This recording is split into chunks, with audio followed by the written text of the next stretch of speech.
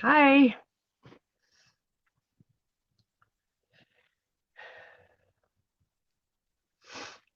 Oh, YouTube is behind.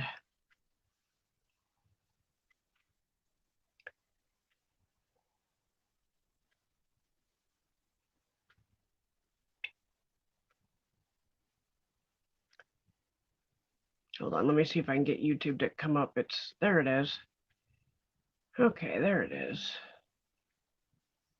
Welcome. Hang on, I gotta take off my sweatshirt.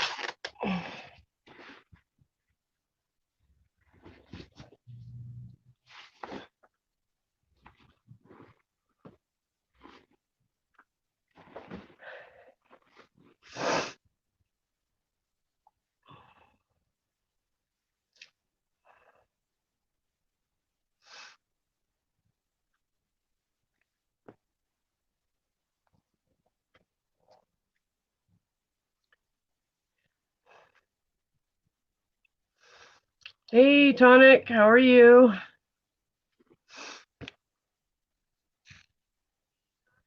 Hey, Fallen Angel, welcome.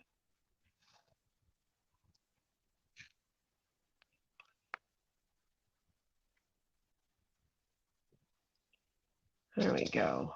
There's a link. Doing this on my phone, on my phone, so it's kind of strange, but how are you guys doing tonight? Hey, Carrie Ann, welcome.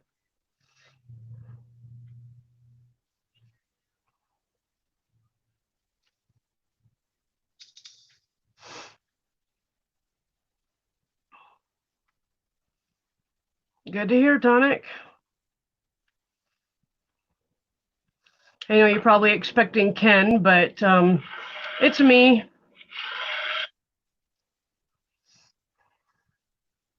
Hello, Donna. Hello, Joseph. Hey, Jennifer. Welcome. There's a link in the chat. If anybody wants to come up, you're more than welcome.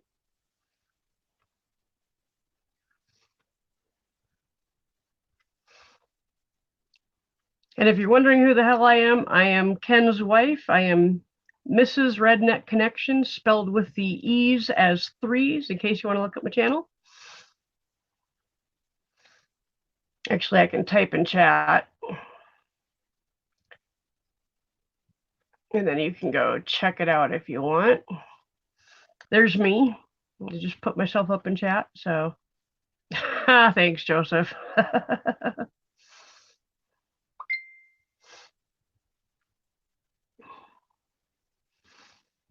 So what are you all up to tonight?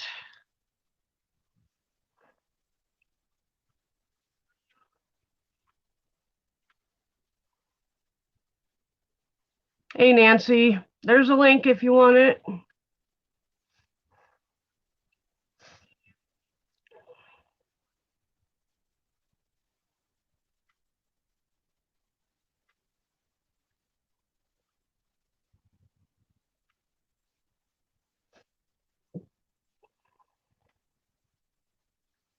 How are you doing, Nancy?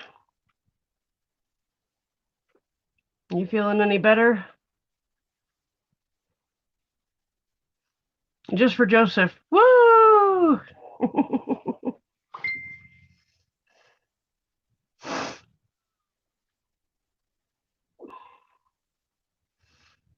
12:40 a.m. It is 5:40 p.m. here, so you're a little over 12 hours ahead of us, 13 hours ahead of us. Joseph, I don't want you wooing all over the chat and taking over the chat again.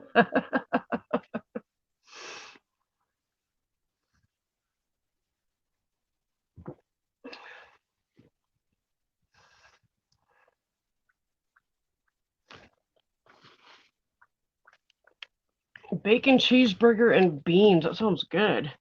Sorry, I gotta lower my camera. I'm looking up at it.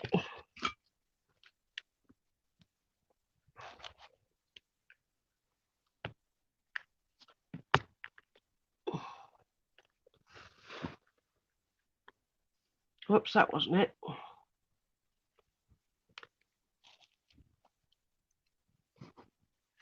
Well, it's a little better.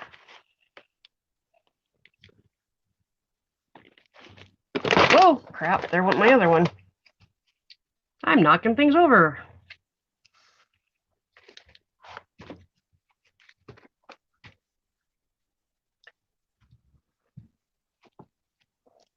There we go. That's a little better.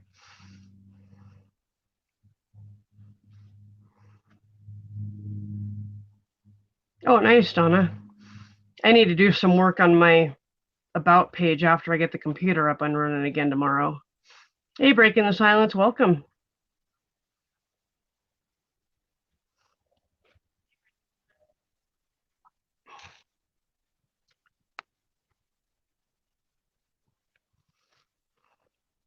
There's the link again. Anybody wants to come up?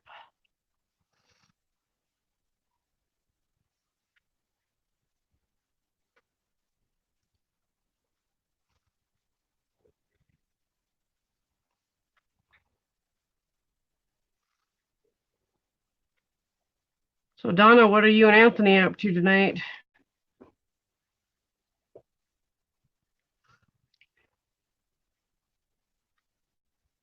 Welcome back, Carrie Ann.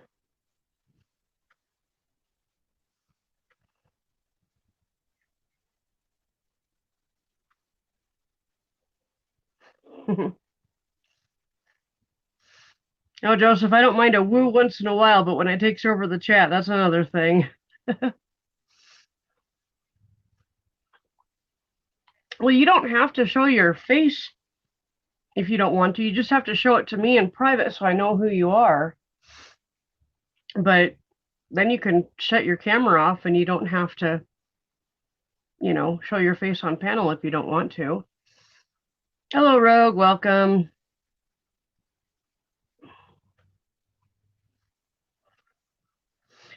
Joshua, no, I haven't seen that one yet. I'll have to go check that out.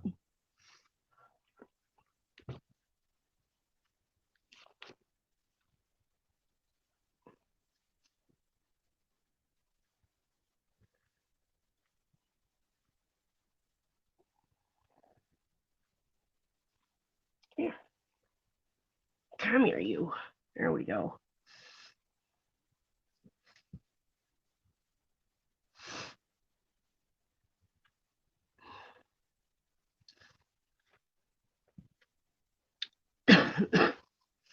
So nobody wants to come up on panel?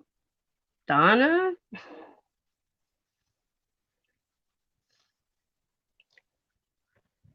Oh, I get that, Breaking the Silence.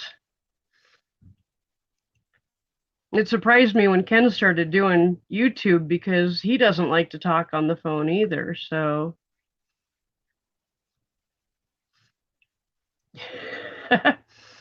Rogue, I don't mind it once in a while as a greeting or something like that, but the other night, Joseph and Donna literally took over the chat for about 15 minutes, just filling it with woos. Ken got a little irritated.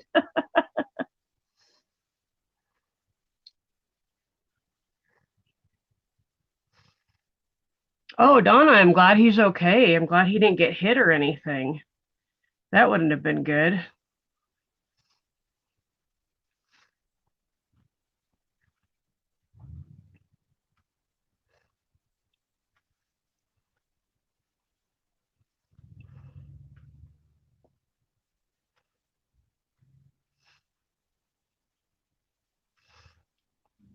I'm really fortunate. These guys, they'll stop at the gate when it's open and they'll just wait and look at me for permission to go out of the gate even. So they even ask for permission to go out the front door when I've opened it for them to go out. So, but I've trained them that way, so it's kind of nice.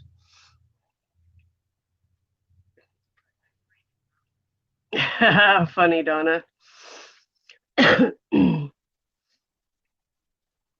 Oh, Breaking, I understand about depression and anxiety. I'm bipolar and have big time anxiety, and of course depression goes along with bipolar, so I understand that, but for some reason, YouTube doesn't kick in my anxiety very often. So maybe because I'm in the comfort of my own home and I can shut it off when I want, you know? So,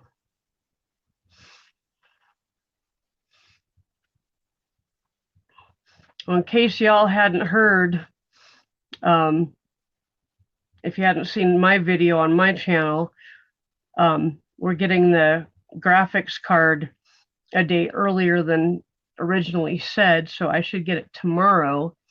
That'll give me all day tomorrow and to put it in, and we'll definitely have plenty of time before the mental health chat tomorrow and Ken's chat tomorrow evening. So, oh, hi, Nancy. There you are. Hello. Oh, Hello. I'm at my wit's end. My apartment building lost my rent check for June.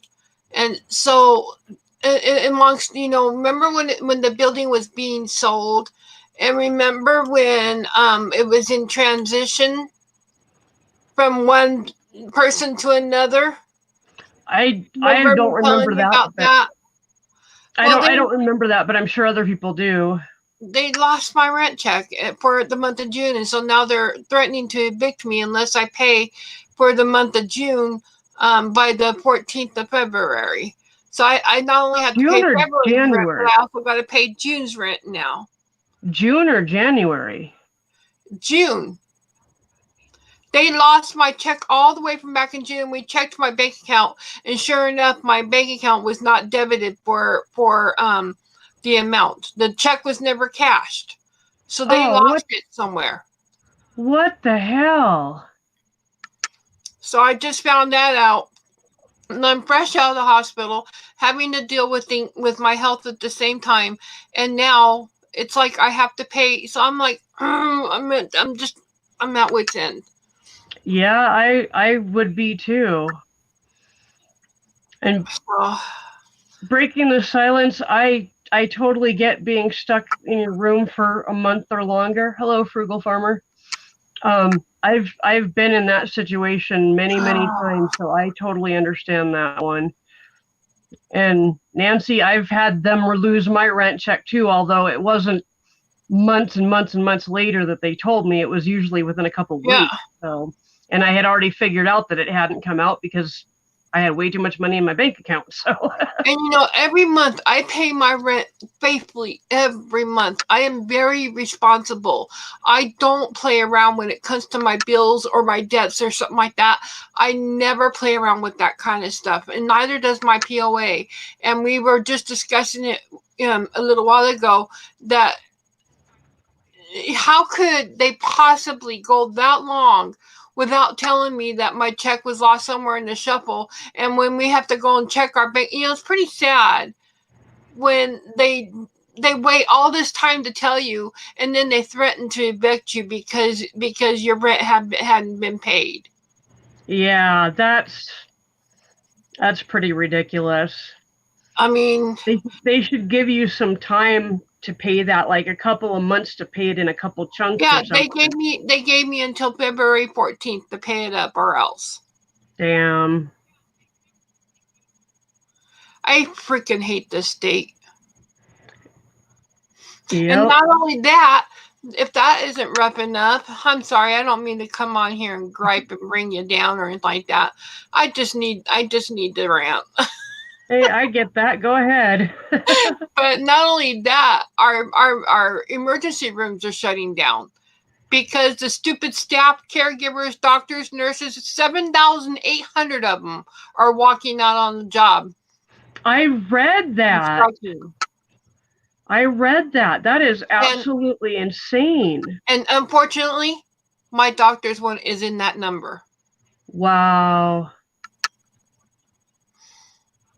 Carrie Ann, we don't have anything like that down here in the States. We go through a completely different system, and Nancy goes through an even different system because she's in a sanctuary city. And so, yeah, she basically is on her own with a lot of this stuff. She basically, like with her rent, they can tell her tomorrow to get out, and she really has nothing to say about it. It's pretty sad.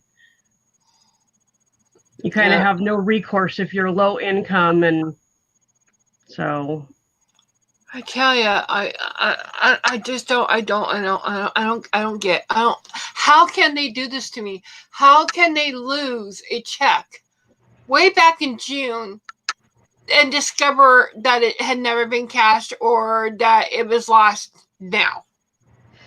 do you get a receipt for your Yes, rent check? yes, and we sent the receipts. Well, I didn't. I wonder why I didn't get a receipt for the month of June from my rental office. I got a receipt from the bank saying that there had been we took a copy of our check. We Mm-hmm. we have a copy receipt of the check we wrote out for that month. We Mm-hmm. sent in that copy to them and showed them that we wrote them a check in June. Yeah. They lost that check. It's on them. It should be on them. It should be. It should The thing not is, be on they're you. coming back on me for it, saying, no, well, your rent never got, it never came out of your bank. You never paid the rent, so therefore you got to pay. Yep. Welcome, Tom. It's good to see you. Hello, everybody. Tom, Again, everybody, Tom, I'm so sorry. Tom Brown is a good friend of mine that we both used to live in Washington State, and he was a fellow karaoke host. Uh-huh. And he is a pretty cool guy. So, Well, hello, Tom. and he's now in Nevada, if I recall, driving for Uber and Lyft. I just So, don't. I don't get it. I don't get it. I'm well, sorry. I don't mean to come here and bring your chat down. it might be something that you want to get a hold of a lawyer about, and there are lawyers that work specifically with situations like this for low income. Um, you might want to see if you can find a lawyer like that and see if you can fight this. At least see if you can get the amount of time you have to pay that rent stretched out over several months instead of demanding it all by the 14th of February, because Mm-hmm. that's just not that's not doable for somebody to pay 2 months rent in less than, you know, 30 days. That's just ridiculous. So I would be on the phone tomorrow trying to find a low income lawyer that will help you handle this. Yeah, well, I'm gonna talk to my paralegal Nikki and see Good if she idea. can talk, because she's got some good lawyer friends that I think might try to see if they can take my case and maybe we can fight it. I can't afford to take them to court. I can't No, afford those court costs. it's not about you taking them to court. It's basically about having somebody like a paralegal or a lawyer that the paralegal knows, just somebody in the legal community stepping up and standing in for you, because they know all the legal ins and outs that you don't know. And Right. they can actually deal with the system on the systems level and probably get you what you need, which is at least time to pay this bill. Because, okay, yeah, your rent wasn't paid. Yes, it was their screw up. But in the end, you still owe that money, Right. even though it was their fault. So what you need is time to pay that money. And a legal person can get you that time. Well, I So, have the money. I have some of the money left from my Greyhound refund, so I can always use that to yes. to pay a little bit of it this month. But I can't afford the whole cost because June's rent back then was like 500 and some odd dollars. I Holy only have crap. like $200 or $300 of it. Yeah. And Yeah. plus Tom now I have says, to pay the 257 plus my internet plus my life support plus this plus that. It's like yeah. I've got all these bills now that just all of a sudden swarming in, and I'm like, wait a minute, I can't do all this. Can you read what Tom said? I know that's Nevada, but I think that Washington probably has something similar, a law advocacy group that Social Security pays for. And even if Social Security doesn't pay for it, they probably have groups that work pro bono. Right. So, Well, like I said, I'll talk to Nikki. She's my good friend who's a paralegal, and mhm, she's got some good lawyers in her office that work in yeah, her office. So we'll see if any of her lawyers can help me. yep. And they deal with people with SSI too. So And the biggest thing I can tell you about all of this, and I don't know, have you ever seen Hitchhiker's Guide to the Galaxy? what now? Have you ever seen the movie Hitchhiker's Guide to the Galaxy? Yeah, I think I've seen part of it. I can't really Well, remember it. well, there's a book that they get it's actually like you open the book to whatever page you want to look up. Say you want to look up an alien race that you're dealing with, and you open the book and it reads to you all the stuff about what you want to see. And on the very back of the book, maybe it's the front. I think it's the front. It's just got two words and it says, "Don't panic." And I think that's very important for you right now. Don't panic, because that's what you're doing is you're panicking. So I think the best thing to do when you're dealing with, the paralegal or anybody from the legal community, anybody from your housing, anything like that, try to remain as calm as possible, because panicking gets you worked up. Getting worked up gets you ticked off. Getting ticked off makes you take things out on the wrong people, and then you don't get what you need because the wrong people get pissed off because you got pissed off. Does that make sense? Right. Right. So it just turns into a big circle, and you want to avoid that circle of negativity. You want to stick with just being calm, don't panic, let the right people handle this situation for you. Right. So definitely talk to your paralegal tomorrow, like 9 a.m. if you can, and get her started on this. And then you don't have to worry about all the ins and outs and the details. Right. It's just sad that all this is, and you know what's worse is I'm not the only one this is happening to. This is happening to numerous people in this building. Numerous of us are getting Really? this. I'm not the Did only they one this is happening to. It's did happening to they a lot of people. did they lose a whole bunch of June's checks? You know what I would do? I would call Como News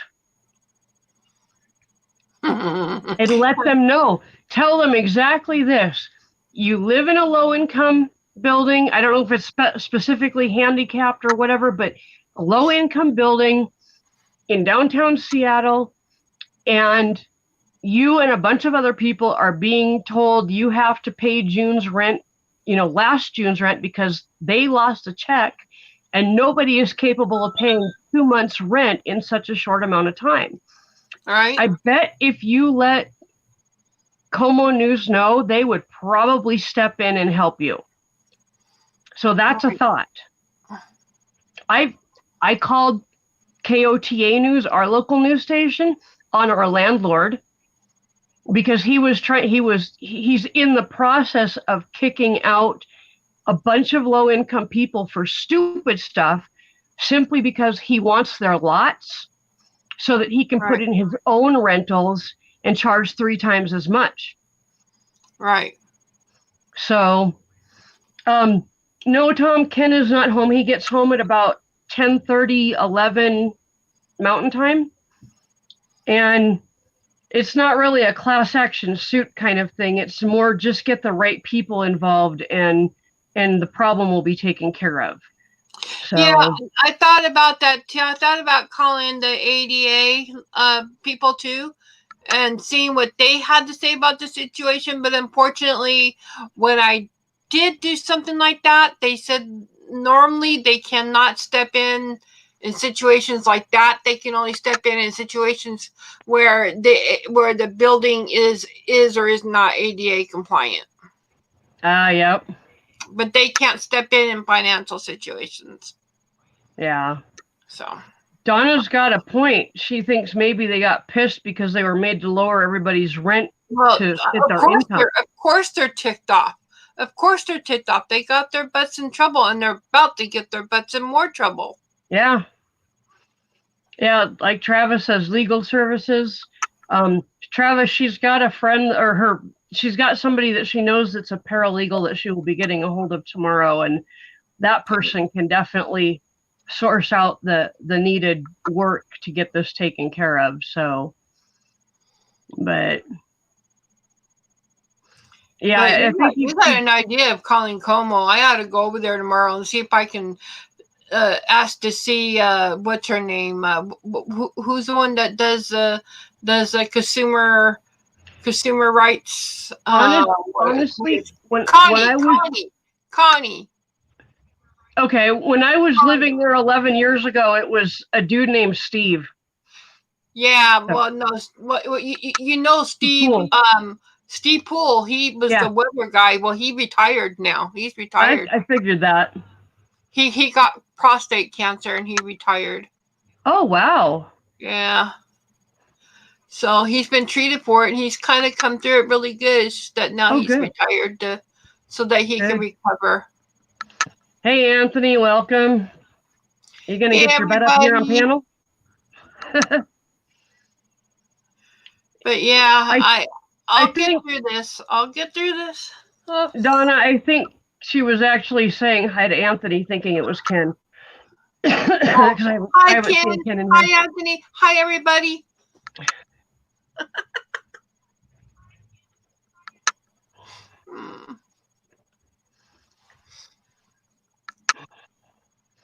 Tom says that in Washington, the Attorney General does consumer protection. So that might be another option, calling the Attorney General. Right. I think that would be a good option. Hey, Anthony. Hey, Anthony. Guess what, Anthony? What? My building lost my rent check for the month of June. And now they're saying that I either have to pay it by February 14th or be evicted. Well, how do you pay it? Huh? How do you pay it? Usually by check. But they lost my check. I sent them in the copy of the check that we wrote, because we have the kind of checks that write you the underlying check when you write one. We sent them that copy in to show them that we in fact wrote a check and sent it in to them. It never went through my bank. It was never cashed. But they lost the check somewhere. Yeah. Well, I hate to tell you, they may still make you required to pay that, because if it was never taken out of your account, technically you spent it. Yeah, that's what they're doing. They're trying to make her pay it by February 14th, pay the whole thing. Oh, well, no. And I'm telling her that there's a lot of different options for her to get help.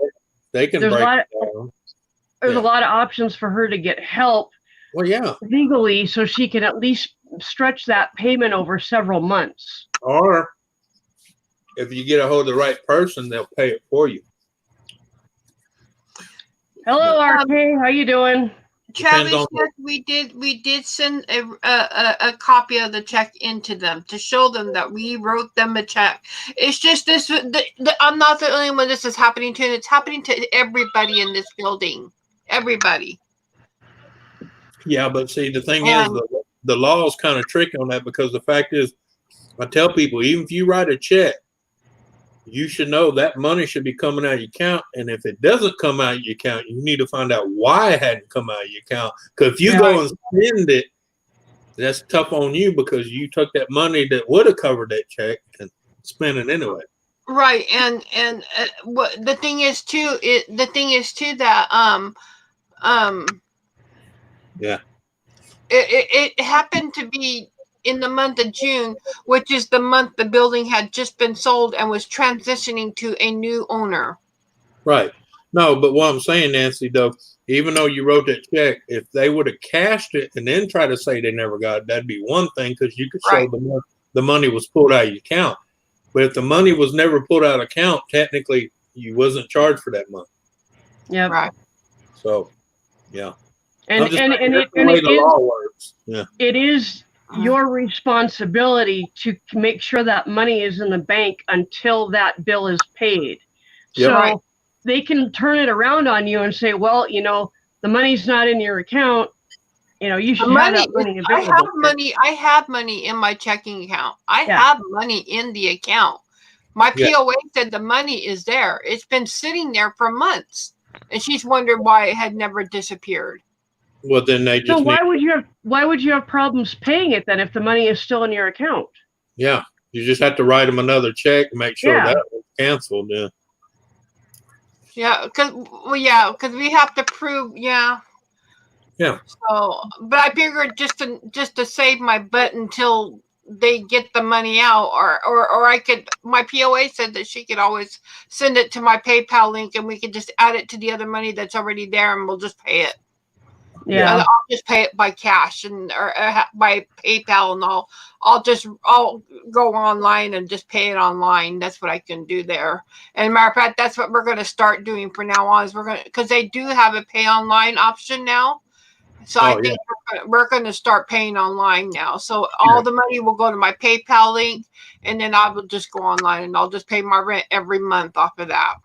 Well, and you should, when you pay that, you should get an email receipt. I will. And PayPal always sends me a receipt for every purchase I make. Okay. Yep. And Donna's got a point. Your POA should have solved that months ago when she noticed that the money was still in the account. Yeah, So I know. she should have taken care of it. The thing is that the rent has been going through so smoothly all this whole time that we felt no need to really look at it. We thought that the rent had been paid, and they never came to talk to me about it. Yeah. No one ever came to me. I never received a letter. No one ever came to me. So I assumed the rent had been paid. Yeah, but like you said, it changed hands once they went through the books and realized, wait a minute, this chick didn't pay for June.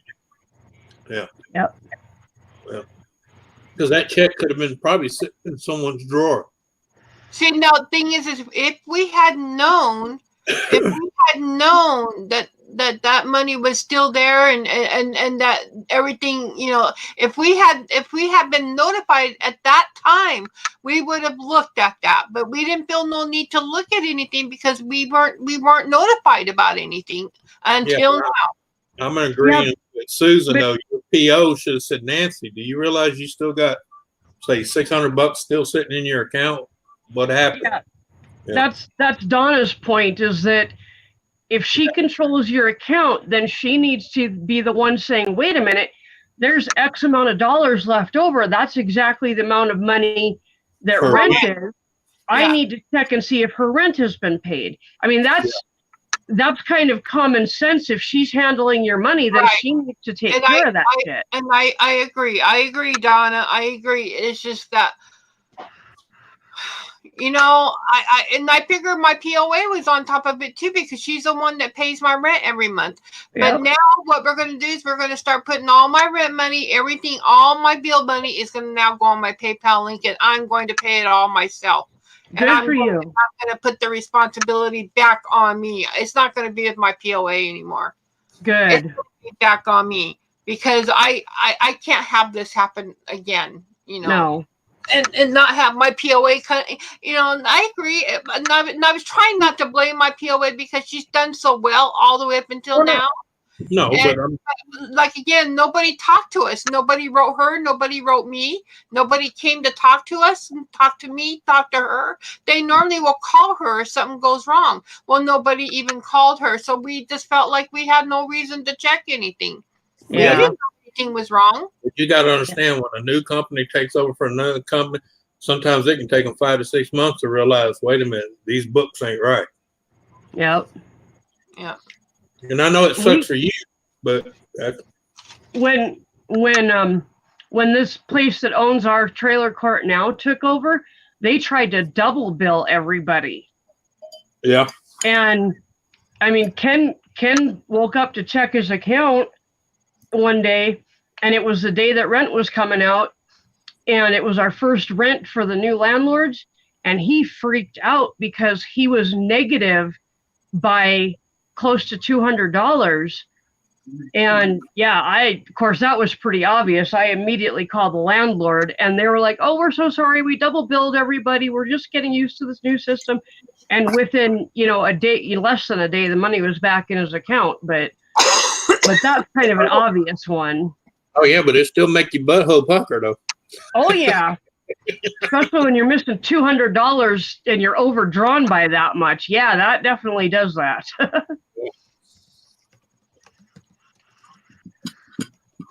Yeah, because that's like when IRS did that to me. They took over $3,800 out of my account one time because they said they owe it, and I proved I didn't. Funny thing is, they took it out like that, and then when they had to give it back, they called me and wanted to know if I could take it in 3 payments. I said, no, you took it from me in one day. I would expect it back the same way. Exactly. Yeah. I said, you took my light bill, my grocery money. I said, no, you put that money back tomorrow, not installments. They want to do 3 installments. I'm like, wait a minute. You took it all from me one time and you expect me to take installments? No. Yeah. I mean, I got it all back, but I had to cuss them out, threaten to get a lawyer.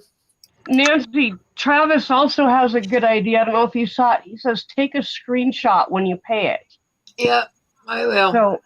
So you have, not only will you have the email receipt, but you'll also essentially have a receipt on your phone or wherever you take the screenshot. Yeah.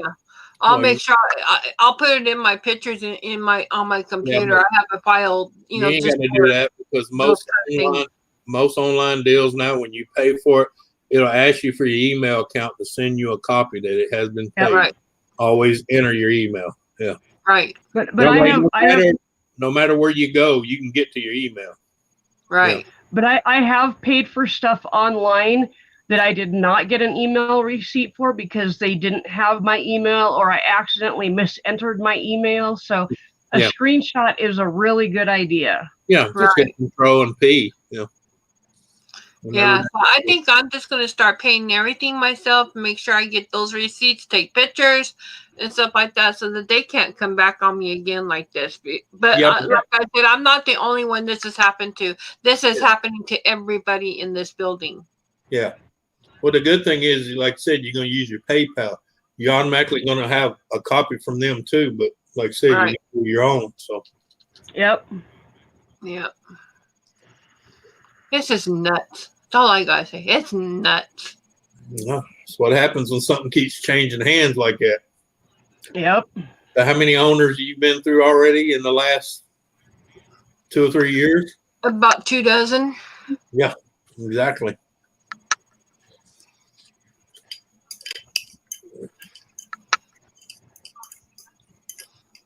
As soon as they abolish all that other retarded crap they're doing, as soon it'll be changing hands again because then it'll go back to the federal.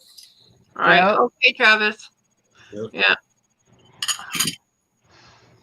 I tell you, I think I'll just feel more comfortable just paying everything myself now and just making sure that I keep an eye on that and because I'm very good with my money. I'm very wise with it. I watch every penny I spend and where I'm spending it and how I'm doing with all that, and I keep records of everything. I just don't understand how this got slipped through the cracks.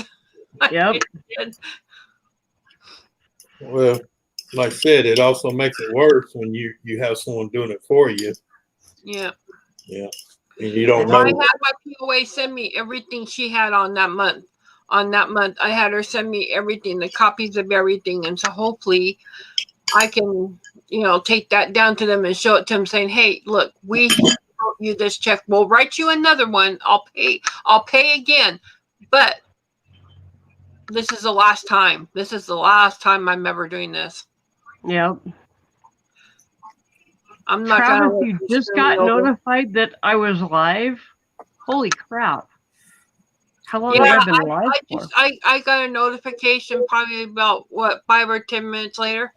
Oh, it doesn't surprise me. I've been on with Ken an hour into his stream and I get a notification. Man, my hair. That's why you'll hear me sometimes. Hey, Ken, you're live. I'm live. Yeah. And it does. It pop up for it. Redneck Connections live. And I'm like, well, no shit, I'm on it. Yep. So I'm telling you, not just remember the 2 magic words, Nancy. Don't panic. Right. Exactly. let the people that know about this stuff handle it. Just get a hold of your paralegal, and she will take it wherever it needs to go, I'm sure. So, and calling Como News is not a bad idea. If they're doing this to everybody in the building or a majority of the people in the building, it's something that the news could probably bring to light and maybe help get you at least an extension of how long you have to pay for it. Yeah. Well, I mean, it could be worse. They could tell you owe that money and you done spend it. Yeah, no, and I would never do that, and they know No, but I I'm would just do saying, that. I've seen it happen. People's like, oh, look, I got money in my account and don't go back to think. And then they spend some of it or all of it and then find out a month later, oh, now I know why I had that extra money. I'm very responsible when it comes to my money, and I budget all different categories: food, household, all different stuff. And I put so much money aside each month for food, so much for household stuff, like laundry soap, fabric softener, personal hygiene stuff for myself, and so there's so much that goes into these different categories. And I stick to that like you wouldn't believe. I'm on a really tight budget, and I stick. Once it's gone, it's gone. Yep. Yeah. I mean, when you get a set income, I tell people there should be no reason not to have a budget, because you know what your bills are because you got them. Most time you get them before your money even gets to you. So you already know the light bill, the rent, water, entertainment, which can mean cable, internet, whatever. That's automatically coming out of that money, so it's gone. And I usually set aside like $50 to $100 aside every month for my utilities, which is my water, my sewer, my garbage. But my utilities have never been more than like 50 some odd dollars. So in 1 month's time. However, last month it was 113, I think. Wow. So, but yeah. Your bill was 113 last month, and you weren't even home for a bunch of it? Mm-hmm. What the hell? Yep. They still Leave charge your water running? Well, no, it's just that when you rent in places like this, they still charge you for like different fees and stuff like that for know. But that's like here. I can shut every breaker off of my house and leave for a month, and my bill will still be $32. Yep. And that's because they charge you for the meter. Yep. Mm-hmm. Yeah. Yep. They charge you for the meter. They charge you for the guy to come and read it. They charge you for the labor costs it costs to to have him come do it. And yeah, like she said, I've even done it. I remember one time I had $48 in my account and still trying to figure out where it come from. I figured, well, I must have spent less than I thought the week before. And I spent the money, and then the next thing I know, my water gets shut off. Oh, Yeah. I mean, it happens to the best of us, I tell you. Yeah. Well, that's why now when I get my check in, I get all my bills and I know what needs to be paid. And I figure out how much I got in the bank, and then the rest of it I take out. And that goes in my pocket. That's what and when that pocket's empty, I'm broke. Yep. That way I don't accidentally spend anything in the bank, because whatever's sitting in the bank is bill money and it does not get touched. Yep. Right. In fact, I turn my card off. That way I can't even accidentally try to use the card, because I have the power to turn my card on and off. Yeah. I mean, I went to the store having money in my bank and went to use my card and had to tell the lady, hang on, get on my phone to turn the card back on. Yeah. Hey, Cherokee. Well, hell, Nancy remembers that. You remember when we went to Walmart, my card didn't work. I had to get on my phone and turn it on, and then it worked. Yeah. Well, I told the lady I got robbed one time like that. Someone got a hold of my credit card number, and after that, if I'm not using it for a period of time, I shut it off. Yeah. That way, if someone accidentally hacks your computer or your phone and gets your credit card number, guess what? They ain't getting nothing. Well, nobody can get in my phone without a password. They have to type in a password in order to even get into my phone. And then, even then, they have to put a fingerprint in. My phone comes on by fingerprint. So it don't matter. If you get the right hacker, that ain't going to stop them. With Yeah, the right sure. software, they can get into any phone, even with your fingerprint on there. So Yeah, because usually when they get your information, you're on there surfing a certain website, and they're over there going, "Yep, yep. I know this so sure. Oh. yeah." I tell people, only safe security is off. Yep. Well, check this out. I thought it was gonna take me like several weeks to get my high school transcripts so I could start applying for phlebotomy school. I called the high school I graduated from. They emailed me my transcript like 5 minutes after I got off the phone with them. Oh Wow. yeah, oh yeah. So Yeah. I have my physical transcripts around here somewhere. They emailed it to me. I was absolutely amazed. I thought they'd have to mail it, and she didn't. She just said, "Oh, I'll email it to you." And I thought it would still take time. Nope, 5 minutes later, I had it. So, oh yeah, I'm pretty happy with that. And I've got a call into the school now, so I can start setting up an admissions appointment. yeah. So Well, I thought when my birth certificate got lost, I thought I was going to go hell and high water to get that. I walked in there and nothing but my driver's license and my DD-14, and I walked out with it in my hand. Yep. Yeah, because I had 2 forms of ID. Yep. Yeah. Nancy Cherokee says all they need is Scotch tape to put on your phone screen and pull up your print, which is absolutely true. Yep. And like Donna says, they don't even need that if they're a good hacker, because they have software they can literally plug into your phone and just get in with that. They don't even need your fingerprint at all. Right. But anyway, so yeah, I'm starting my journey to hopefully having a decent job within a year. So yeah, that's good. I'd like to get off of SSI altogether and be paying into it instead of taking out of it. Wouldn't we all? Once you graduate and all that, on the first day of job, you need to get you some of the big, thick Coke bottle glasses, and when you walk in the room, hold the needle up and cross your eyes.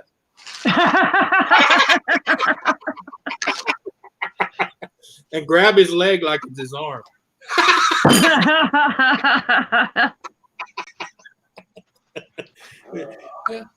Can I get somebody else, please?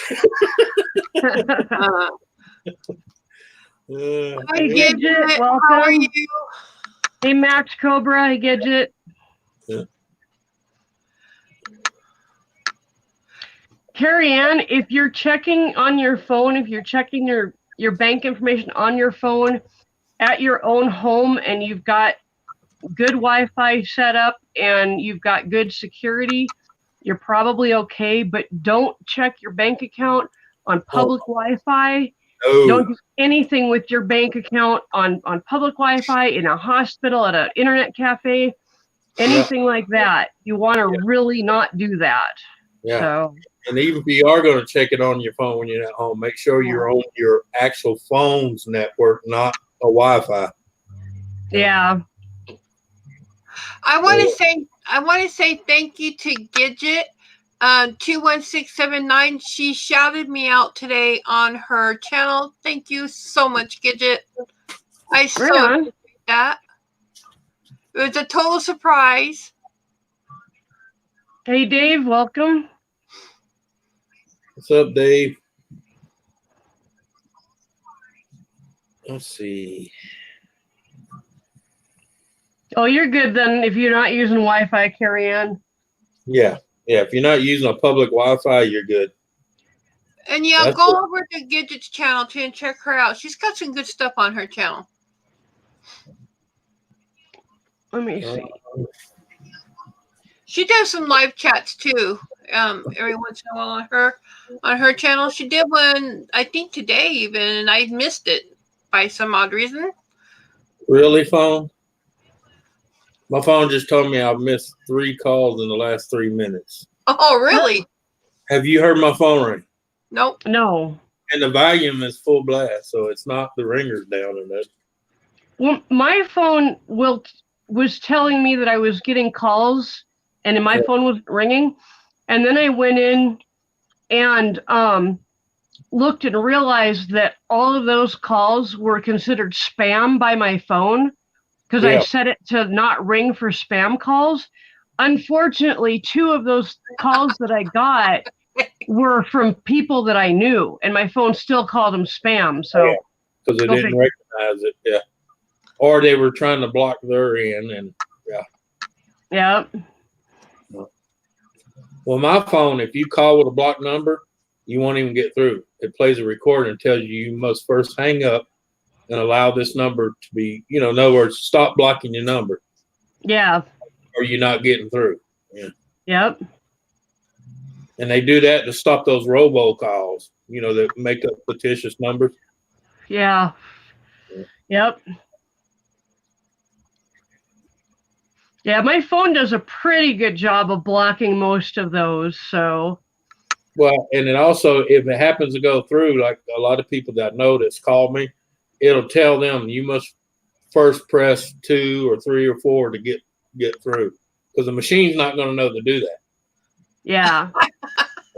Exactly. Hello, Dave. My phone will if I miss a call, my phone will keep bugging me until I pick up the message from it that I missed a call. Yeah, mine will do that too. It will keep bugging me and keep bugging me. It'll keep beeping at me until I answer it. Well, mine does that brr, brr, brr, and that's why I picked it up, and it said in the last 3 minutes I missed call, but I'm like, the volume's all the way up, so it never even rung. Yep. And it ain't signal because I got full bars, full LTE signal. So yeah. My phone's got a feature on it that it will, like, if I get a text message while I'm driving, it will ask me if I want it to read the text message to me. Yeah. And I can say verbally yes or no. Drive. Yeah, you got drive. And if I say yes, it'll read the message and then ask if I want to reply. Right. I tried that once, and it typed out a whole paragraph of garbage, which was ridiculous, and sent it. And the person that got the message from me they sent back, "What the hell?" Yeah. So yeah. And it also likes to turn that feature on when I, for example, get up and walk to the bathroom and come back with my phone. It will then tell me that I'm driving, and it's going to answer my calls and my texts for me. And I'm like, no, and I hit not now. They're trying to pass a deal now to where all phones, when you step on the GPS deal, when you're not inside your home area, it's going to have to automatically go to that drive system. Yep. Hey, Jerry, welcome. That way you have leave her alone. That way you have no excuse to be picking up the phone. Exactly. Exactly. Well, I'm still waiting for the day they're going to put jammers in the cars themselves. That way you can't use a cell phone inside the car. And they actually have that technology. I got one. I can walk in the room and turn it on, and your GPS, your phones, and everything will stop working. Yeah. Hello, Lisa Lozano. Good to see you here. Yeah. But anyway. Hello, Lisa Lozano. Sorry I missed you there. Had a couple people come in that I almost missed. Yeah. Gidget, you don't have to go anywhere. Dave, leave Gidget alone. Dara, leave Gidget alone. Y'all just leave her alone. And for those of you that just came in case you're wondering where Ken is, I've taken over his stream while he's at work, and yeah, until the computer's fixed, this is the only way I can stream. So see, I would have let him on. I would have said, "This is Ken on a lot of estrogen." Okay.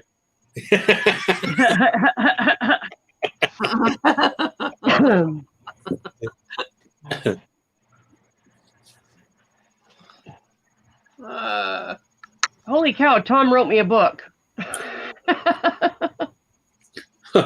Tom, quit writing love letters, damn it. Yeah, no writing love letters. So I used to tell people, you quit sending me love letters.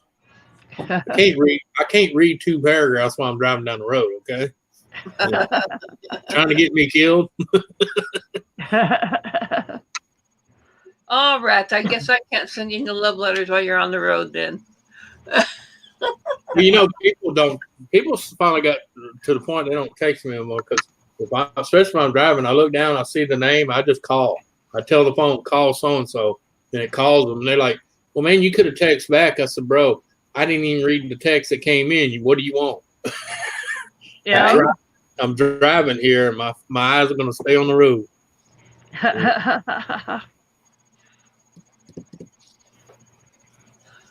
Oh, boy.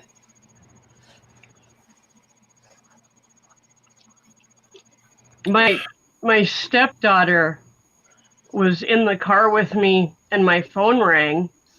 And I mean, she's 18, she's learning to drive, all that kind of stuff. My phone rang and it was sitting next to me. She picked it up and handed it to me while I was driving. And I just kind of looked sideways at her and I kept driving and ignored it. So she's like, aren't you going to answer it? And I'm like, do I look like I'm doing something a little more important than answering the phone? And yeah, she's like, exactly. Like what? And I'm like, I'm driving. Don't touch the phone when you're driving. She goes, but it's a call. It's not a text. And I'm like, anything that it is with your phone takes your attention off the road. Don't answer the phone. Don't answer a text while you're driving. Plain and simple. Right. And she just did not get that concept. So, hey, Drifty, welcome. Because in their head, they think they can multitask, and they don't realize all it takes is 2 seconds for you to be on that phone and start getting an argument, and you're not paying attention to nothing in front of you. And the other, Donnie hit profanity on the wrong message from Nightbot. Anyway, but with me, I used to answer my phone if it was like Ken or my parents, if I was driving because I didn't have a clutch. Well, now I've got a clutch and it requires 2 hands to drive, and I'm not going to try to balance my phone in between my shoulder and my ear, So I don't have to do that. Once I get in my truck, I can answer the phone to the radio. So. Yep. And even then. And I have a thing that plugs into my phone, or it plugs into my cigarette lighter and Bluetooth to my phone that turns my car radio into Bluetooth for my phone. So I can use that if I want, but I've noticed that even that distracts me. I get into the conversation and I run lights and. Well, that's what I said. You started getting in a conversation or argument over the phone, and you're not even paying attention to what you're doing. Exactly, which is why I quit answering the phone when I'm driving. I usually, even when I answer to the radio, a lot of times I go, "Hey, I'll call you back. I'm driving." Yep. And hang up. If it's my parents or Ken, and I know it's important, I will answer it and just say, hey, I got to pull over and then I'll call you back. But if I'm not expecting a call, I don't think it's important, I'll get to my destination and then I'll call them back, Right. Or my favorite, I just try to call you. Yeah. 2 minutes before I pull in the driveway. Yep. I figured I'd wait to come in the house and what do you want? Yep. Ew, Gidget, pizza flavored pickles? Ah! Mm-hmm. What are you talking about? There's I don't know if you ever heard of Rural King. They have chips there made by, supposedly sponsored and made, cable, Larry the Cable Guy. Yeah, those are good. I've had them. Yeah, I know they are good. The dill pickles, the cheeseburger one. Oh, I love the. I got the cheeseburger one. So good. Oh. Yeah. I bought those cheeseburger ones, and between me and Ken, that bag was gone in about 5 minutes. Yeah. Them pickle ones ain't bad either. Yeah. Yeah. It tastes just like a freaking a kosher dill pickle. I was like, holy crap. I would like that, but Ken would not because he does not like dill pickles. No, Now, he'll pickle just about anything else. He likes to take boiled eggs and drop them in dill pickle juice yeah. and let them sit in the fridge for, until he can't stand it anymore and eats them. But, Yeah. Supposed to be a month, but they never last more than about 2 weeks. And I don't get how he can eat pickled eggs, but he can't stand pickles. I mean, pickled eggs to me are just like, you ruined the egg. Yeah, I love pickles, but pickled eggs. Yeah, but have you ever done this?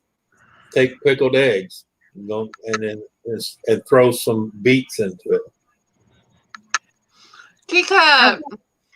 Haven't done that. Hey, Teacup, welcome. Hey, Teacup. It gives them a sweet taste. The beets. Yeah. Yeah. And it makes them red too. So they're. My grandma used to make them all the time for Easter because they'd be nice and kind of that reddish pink color egg, kind of Easter looking. Yeah. Huh. Doing good, Teacup. How are you? Yeah. Well, have you ever eaten those ones? I grew up. Well, I didn't grow up. I was raised around a lot of Filipinos and stuff like that. And have you ever tasted their salted egg with the chicken in the middle a little bit? Yeah. Ew. Oh, that's just as bad as the half-developed duck eggs. Same concept. I tasted it one time and I sat there and I went, "Oh, never again." Oh. I'll eat chicken.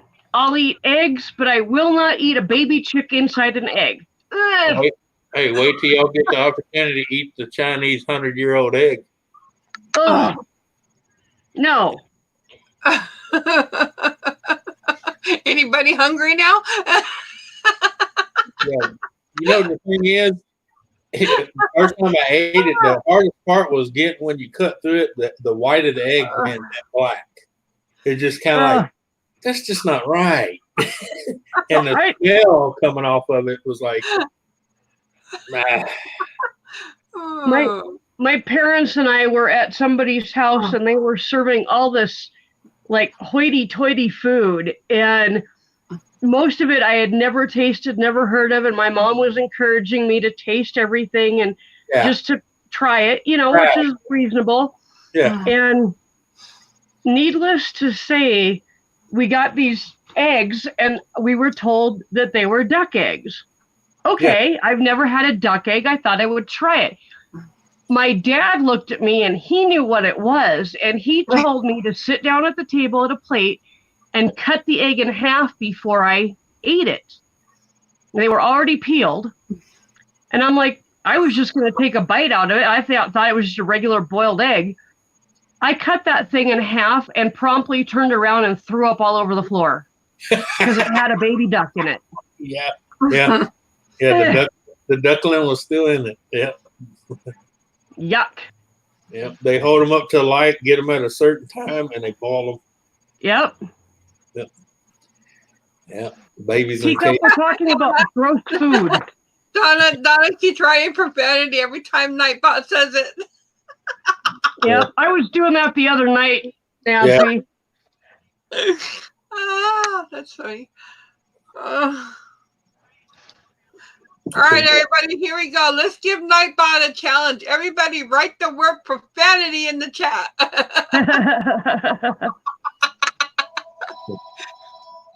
Oh, cut it out. What? Yeah. I'll be right back, you guys. Okay, Nancy. That's her paramedic fix for the week. She gotta go answer it.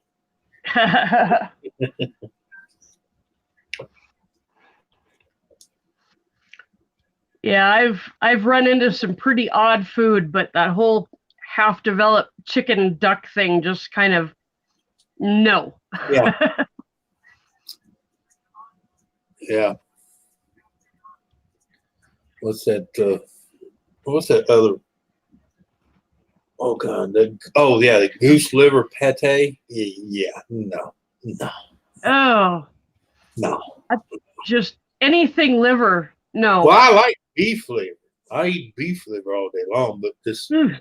because I figured the woman told me it was pate, which was basically liver, but it was goose liver, and I was thinking, well, it's liver. How bad could it be? Yeah. I can't stomach liver of any kind. And these snooty bastards were taking the little baby little spoon and putting it on cracker, eating it like it was nothing. And I'm like, y'all just wrong. Yep. You call rednecks crazy, and y'all eating this shit? Yeah. No, that's my ferret. That's my ferret Sling. Yeah. I used to have a bat, but that was a long time ago. When I moved out of Africa, they kind of frown on you in the States here having bats. So especially a fruit bat. I don't know if you know how big a fruit bat gets. Yep. About the size of a chihuahua hanging upside down. Yep. Oh God, some of the funniest videos I've ever seen are somebody will take and film bats like hanging upside down doing different things, and then they flip the film upside down and it looks like the bats are dancing. Yeah. Like they're cracking me up. Yeah, I know what you're talking about. Yeah, that's my that's his winter hammock. Yeah, inside it's like a sock tube hanging. Oh, nice. Yeah, somewhere warm for him, when it's winter time, right? The rest of the time it's just a regular one sheet hammock I got hanging, but in the winter time I put that in there for him. It's like a burrow hanging in.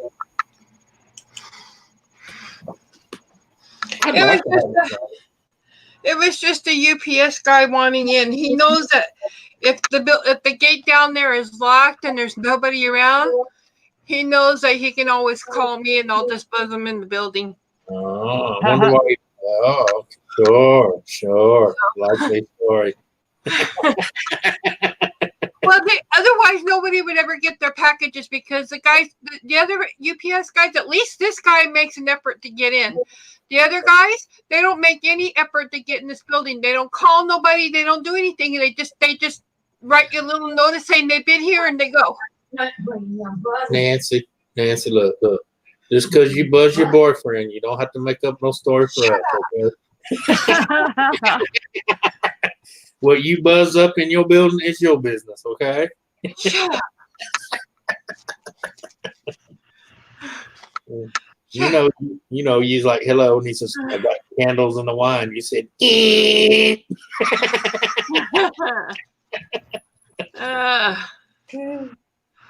Oh, Marty, tell her. She's smooching with her boyfriend, ain't she? Hush up, Dave. Hush up. Has a thing for uniform guys. I begin. So what if I do? She says she likes a good man in a uniform. You should have seen those EMTs. Oh my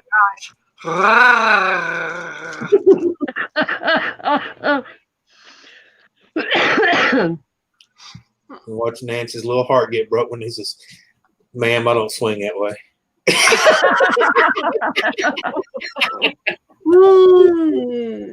I still will never get my niece when she was at my gym. She said, ooh, uncle.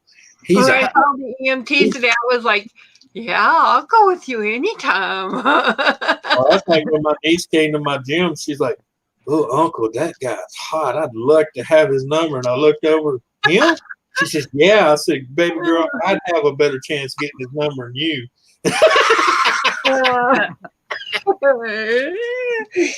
Hey, Sicilian, welcome. Glad to see you. Hi, Sicilian. Or should I say silicon redneck, as Ken does? Silicon. I remember that. I just want to know what parts are silicon, that's all. Hey. Oh my God, Dave, that's hilarious. You wouldn't do that. You wouldn't dare do that to me, Dave, now, would you? Would you? Seriously? Oh my God, that's freaking hilarious. I would kick your butt, Dave. That's cool. I have to tell Nick he's got to go get an EMT outfit, sneak up on line one night. Fancy. Crap.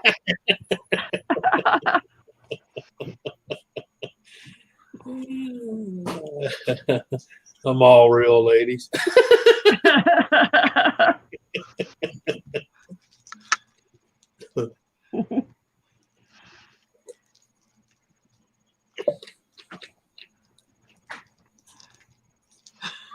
I'm surprised Ken hasn't popped in here yet. He must be real busy. I had to do it, Susan. Look. Yep, I saw that.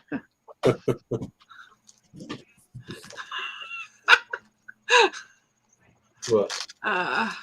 Mama hollering at you. Was Mama hollering at you? Marley. Marley. That's not me. Marley. Marley. Hey, Marley. Marley. Nancy talk to you. Hi, Marley. I see you, Marley. Oh, I see you, Marley. Marley, do you miss me? Do you miss me, Marley? hi. Do you miss me? She Hi. said, heck no, I don't. Chloe. Hi, No. Chloe. So I'm too busy being up daddy's butt. Yep, Cecilian, we're on Ken's stream. I don't have enough subs to stream from my phone, and our computer's down until I get the new graphics card tomorrow. So Donna, I'm streaming from his account. Beds. Haha. Yeah. Looking at that. What the hell was that? Oh, that's my deal up here. I'm trying to get it off here. There you go. Right. It barely beats, but the way my mic picks it up, you think I'm freaking pushing the Pentagon button or something. Yep. Oh. Chloe. Hi, Chloe. No, that's not what I wanted. Damn it. Chloe There knows. we Hi, Chloe. Chloe. I'm chilling with my mama.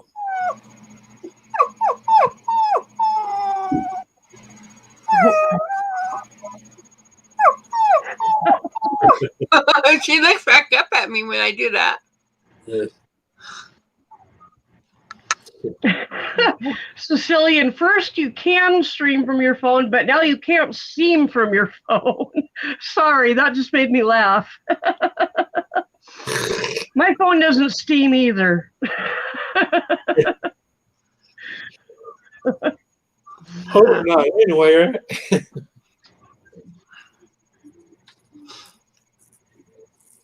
oh, what was that phone? They did a video of. Yep, autocorrect. Sometimes it gets me. So I can't wait for you to get your graphics card tomorrow. Are you going to have it in by Wednesday? Oh, yeah. I'll have it in within 20 minutes after getting it in the mail, I'm pretty sure. Oh, yeah. Those are pretty straightforward. Basically, one screw, pull it out, put the other one in, put the screw back, put the case back on. Yeah. Well, it'll take two screws to get a couple screws to get the case off, and then. Yeah, I'm talking about the card itself held in. Yeah. Yep. Yeah, the card should be easy. All I got to do is follow the correct, place that you put it in, and I'll be able to find it. So that won't be a problem. That's me. Just do me a favor before you open that graphics card. Make sure you have no static electricity on you whatsoever. Yep. Rub your hands on the out of the case of the computer while it's plugged up. It'll ground you. Yep. Because I remember that trick. Yeah, one little spark can screw that card up. Believe it or not. Yep. It's weird how that happens. You think it's gonna have electricity pump through it, but yet if your hands are charged and you discharge into it, it fries it. And I'm like, Yep. really? Yeah. 'Cause I did that to a ram stick one time, man. And I put it in and killed it. It's like, you son of a. I did that to a ram stick too. I had just gotten 228 megabyte sticks, which at the time were really big. Yeah. And at that time you had to put 2 identical sticks in order for your RAM to work. Right. And I put them in, and there was just the tiniest bit of a spark from my finger to the RAM stick when I picked the RAM stick up off the table. Yeah. But that was enough to do it, and it killed the RAM stick, and I had to go buy another one. So. Yeah. Well, hell, they sell bracelets now that, like at computer shops, they put it around their wrist and they stick it to a negative deal to keep their body discharged the whole time they're touching everything. I'm like, oh, Yep. Yeah. But I tell people, as long as you rub your hands on the casing while it's still plugged up, because it's grounded. Yep. Yeah. Same way in the store and you get static electricity, and you lean your arm up against the metal Coke box there. Yep. Son of a bitch. Yeah. Yeah, an anti-static mat like Sicilian says would be really good, but for changing one graphics card, I'm not gonna worry about it too much. I'm just gonna do like Anthony says and rub my hands on the case. Yep. That's what I used to do all the time when I was building computers. So. Yep. Yeah. All right, Teacup. All right.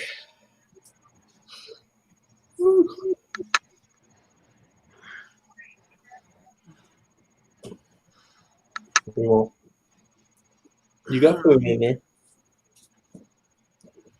Looking at me like you're hungry. You got food in your bowl? No, you ain't getting no snacks. No. I know that's what you want, but no. No more snacks. You done had your treat for the week. I've had to start like almost bribing Chloe to eat more. Yeah. Because when I stopped using the big bowl and free feeding and started feeding him, I was trying to feed him twice a day. Yeah. Spike won't eat twice a day. He only eats once a day. And Chloe wouldn't eat twice a day. And she started dropping weight, and she's not the one that needed to drop the weight. And I've had to start like bribing her with wet food on top of her dry food to get her to eat, because she was actually, you could feel her backbone. Right. Like, and not like in a healthy way, but like, wait a minute, she's getting way too skinny really fast. So. Yeah. Yeah.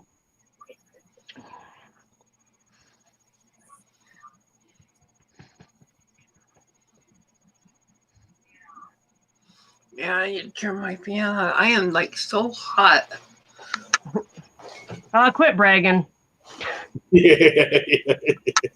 No, I think it's just because my temperature is up a little bit. Hey, Crate, welcome. Well, yeah, she does, baby. Marley always eats more than Beanie. Beanie ain't got no teeth. He's lucky if he eats it all. He eats. It just takes him longer because he got to gum it to death. Right on, Crate. Good job. I try to get it the softest food I can get for him, but you know, I can't get it too soft because then she ends up eating it and shits all over. You know, gets runs and shits all over the place. Yeah. Well, I've finally got these two to where they know which bowl is theirs, and right, and they know not to mess with the other bowl, but they always get the same stuff and they figure that out. I'm sure if they got different stuff, there'd be a little bit of competition there, but right. Hey, Susan, I just got the notice you were live. Holy crap! How long is it? I've been on for an hour and 19 minutes, and it just told you that. And you just heard my phone, right? Actually, I didn't, but It sounded like a little bird tweeting. wow. Yeah. Yeah, Crete, my son is in construction. He does concrete.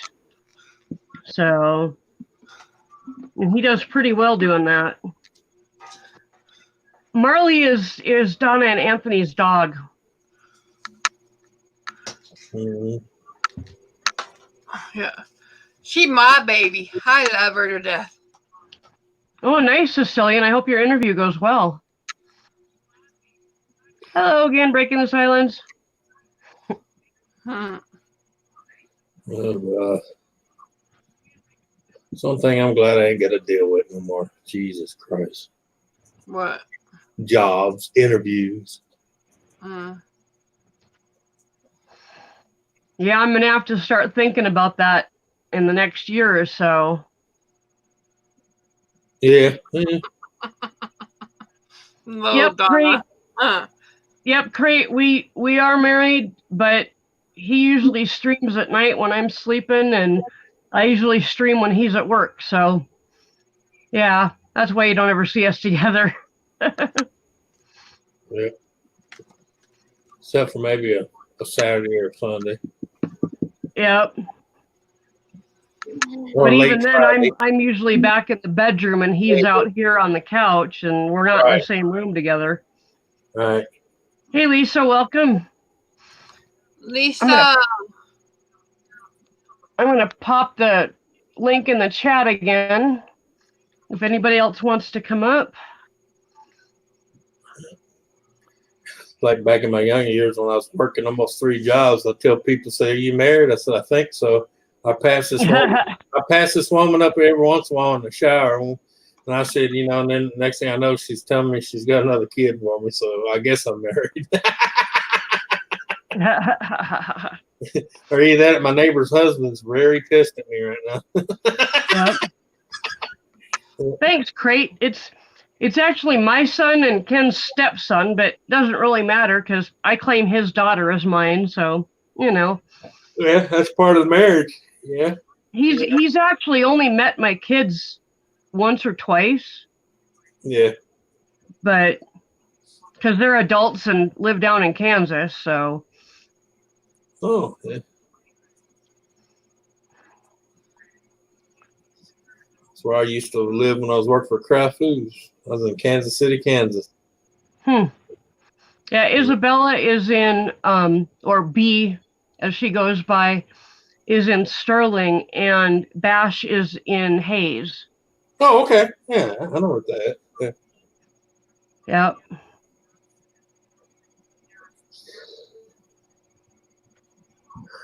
Yeah.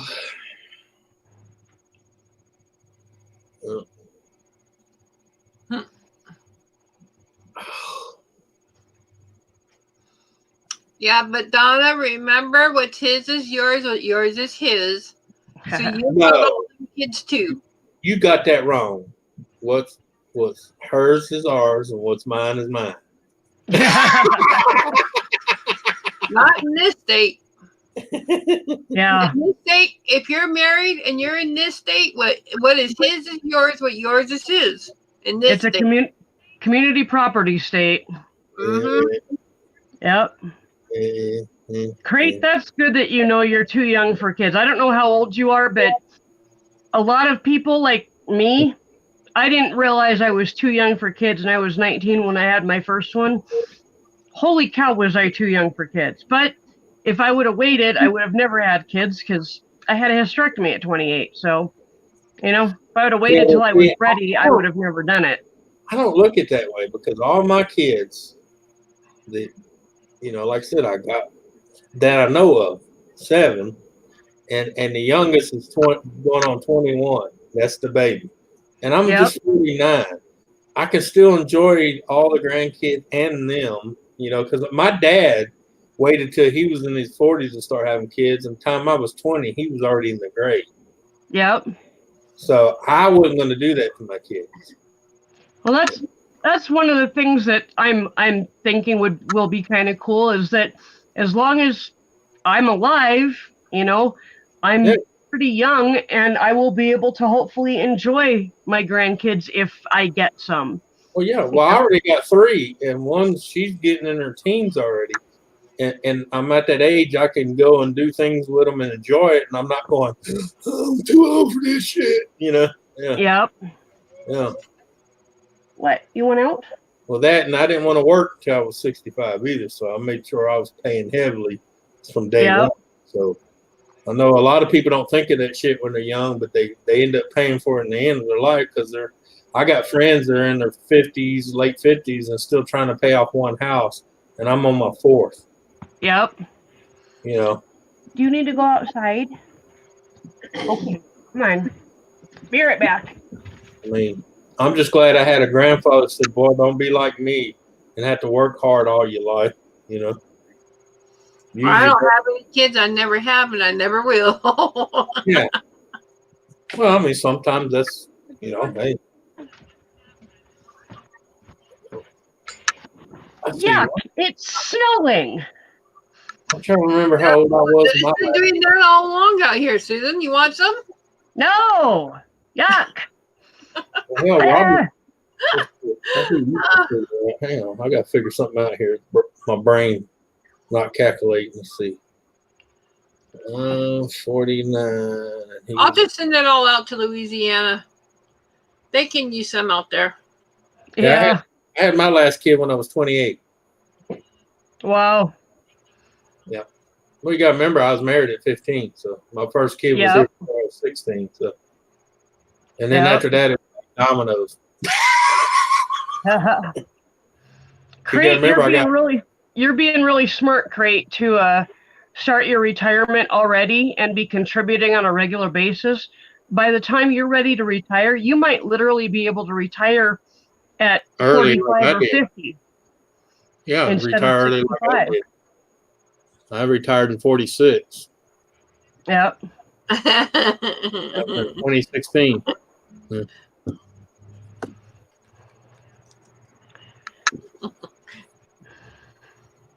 Yeah.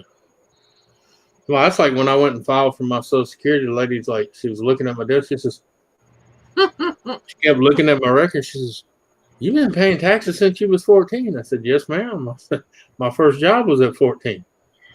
I was bagging groceries." Yep. Yep.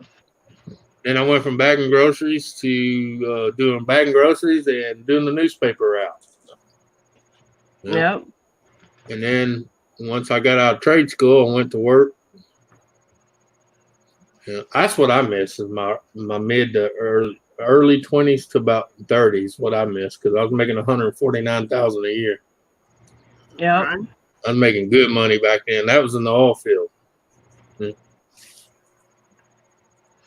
Well, I found out today, I kind of thought that going into phlebotomy would be pretty much, yeah, I'd be able to get raises and stuff, but I didn't realize there was anywhere to go in that field.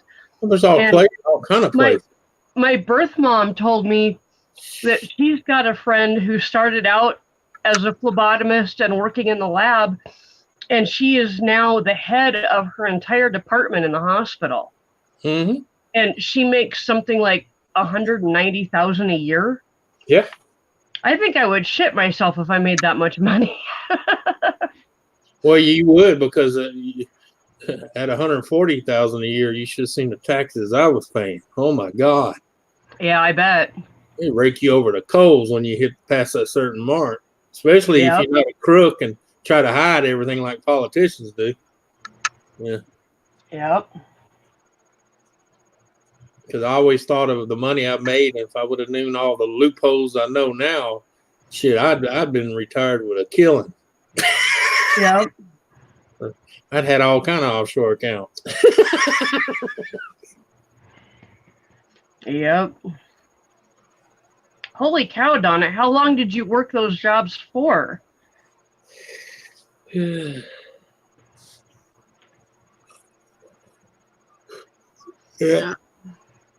Well, a lot of people think just because they worked for a few years, they're covered. No. Oh, you got to work for a long time. Yeah. Yep, Carrie, it's the best thing. It's fun.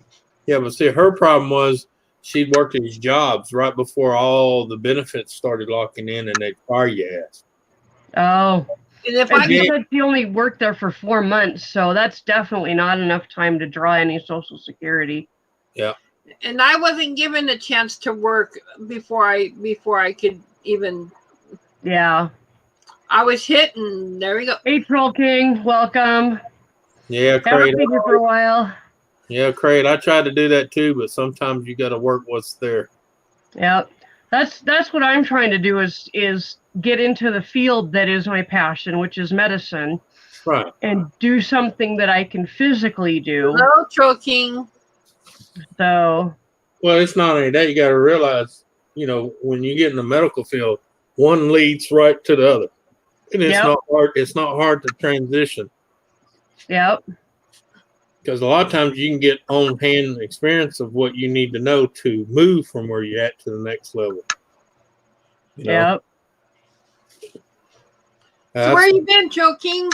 That's how I moved up so fast when I was working for Exxon. When I first started at Exxon, I didn't know my ass from a hole in the ground. But I'm one of them, I can observe you 2 or 3 times, and I can walk out there and do it like I've been doing it for years. Yeah. Yeah. Yeah, Crate pharmacy techs do make good money, but they also have to go to school for a hell of a lot longer than phlebotomy lab techs. Or doctors. Jesus. Yeah. Generally, you have to have an associate's degree and then 2 more years. So that's 4 years of school to become a pharmacy tech.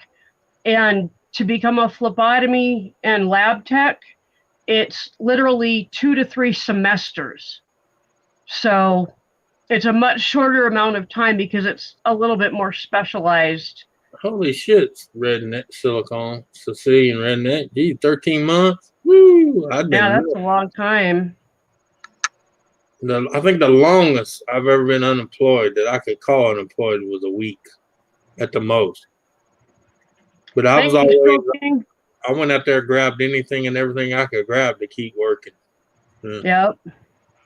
Well, I'll tell you, the job market around here, there's literally hardly any jobs.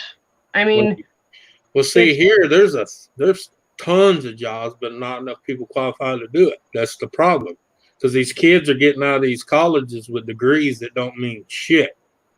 Yep. And then they're turning around and having to go to trade school just to get their foot in the door.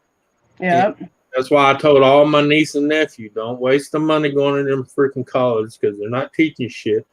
You go to the local trade school because they're going to train you for what is here now. Yep. And what's coming here in the future, not shit that died 20 years ago, Yeah. Well, that's the other thing about phlebotomy.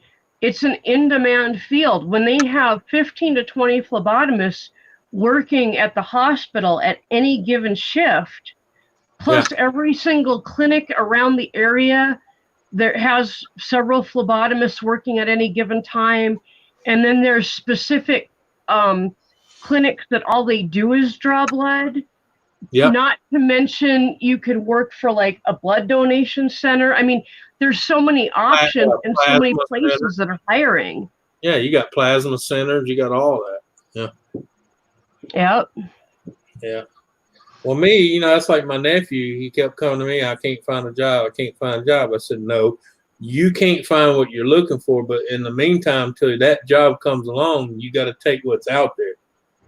And he finally stopped being an a-hole, and he went out there and applied for jobs. And 2 days later, he was working, and he hasn't stopped since. Yeah. It's not particular jobs he likes, but he's working. Yeah. And I said, besides that, you got $60,000 in school loans. You better take whatever you can get. Yep. Yeah. Gaffa's hiding in the basement. Yeah. But yeah. Who's hiding in the basement? Gaffa's hiding in the basement. Oh, no, he's not hiding in the basement anymore. Oh, there he is. There he is now. Well, he was bagging groceries crate, but he finally went to trade school for 6 months, and now he's Yappa was there? he's a plant operator out at Texaco, making $42 an hour. It's still Yep. $9 an hour. Yeah. And it only took him 6 months to get his degree. Sicilian Troll King has a whole bunch of accounts with just the same name but just different numbers. Yeah. That's why his number keeps changing. Yeah. Hiya, Yappa, if you're down there still. So basically now he sits in air conditioning and heated room pushing buttons on a control board. Yeah. Yeah. Oh yeah, he had to. He's got $60,000 in school loans to pay because he spent almost 9 years in college, and they told him 3 of the 5 degrees he got wasn't worth wiping his butt with. Yep. That's why I'm not gonna go for anything else, that requires like a 4-year degree, because so many things are available that don't require that are literally for trade school. I mean, there's tons of it in the medical field. So you're looking at a man right here that's work jobs making $149,000 a year. I didn't even finish 9th grade. Yep. I went to trade school.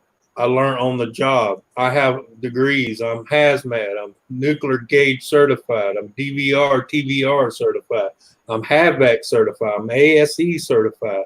And I also have a plumber's and a contractor's license. So, yeah. Yep. Yeah. Let's see how many likes I can get Ken tonight. I'll make him happy. Yeah. He still hasn't beat my thumbs down record, but maybe we can get him a lot of thumbs ups. Hey, Gaffa, good to see you. And I'm just certified. Yeah. Well, that's like people come see all my degrees and they're like, how did you get all them without being a high school diploma? I said, easy. It's called work. On job training. Yeah. And then night school and trade schools. Yeah. Half the price of college and actually get you paid. Yep. For the last 3 months of each I've been to trade school like 8 times in my life. And each time the last 3 months I was going to school, they already had me working, earning a check for on hands training. And then most of the time when I graduated, the company would keep you. Yep. Or move you to a sister company. Yep. Yeah, I'm good, Carrie-Ann. A little bit disappointed, but I'm good. Did you get your car today? No, that's what I'm disappointed about. Oh, I'm sorry. Apparently, I'm getting a tow bar put on my car. One of the conditions that I negotiated was I want a tow bar on it. And I said, yeah, all right, we'll put a tow bar on it. Pick it up Tuesday. Go, oh, yeah, they're a bit busy. They're a bit flat out. We can't get it on yet, so it might not be till tomorrow. Which kind of sucks, because now I've got no way going down to pick it up, where today I had somewhere to pick it up. Oh, geez. No, we didn't do it. Piss ass around, that's all.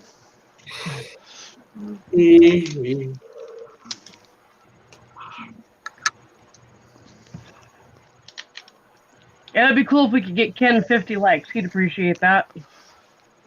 Or 50 dislikes. Either way. Yeah, either way, if he could break my thumbs down record, he'd be pretty happy too. So where is Ken? Ken is at work. Oh. So and I haven't seen him. What's that? You on your channel? Because I don't have my graphics card yet. I get that tomorrow. And so the computer is down and I don't have enough subs to stream from my channel. So I'm streaming from his channel because I missed all my friends. Yeah, but why can't we see you? Because the camera's off. I know the camera's off. I'd like to see him. Well, maybe he don't want to be seen. and I like lots of money, but I don't get what I want. Yeah. Not today, Nancy. Not quite in the mood to be on camera. Where is? Ooh, 45 likes. Doing good.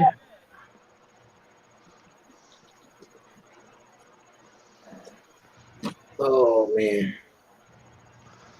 I guess I could go like it from my other phone here. Here we go. That says 15 thumbs up. What the heck? Let me refresh my YouTube. That might help.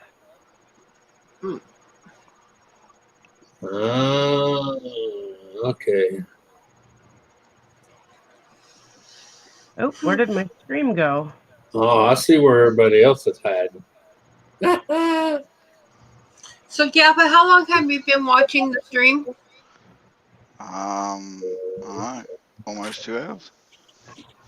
Oh, okay. So you heard what's going on. How long have you been watching the stream? I've heard what's been going on. Yep. On and off, Nancy. I've been in and out. Great. Ken is doing pretty good at his job. He would enjoy his job a whole lot more if he wasn't in a hell of a lot of pain. So, yeah. 50 likes, guys. Right on. Thank you. Can we go now?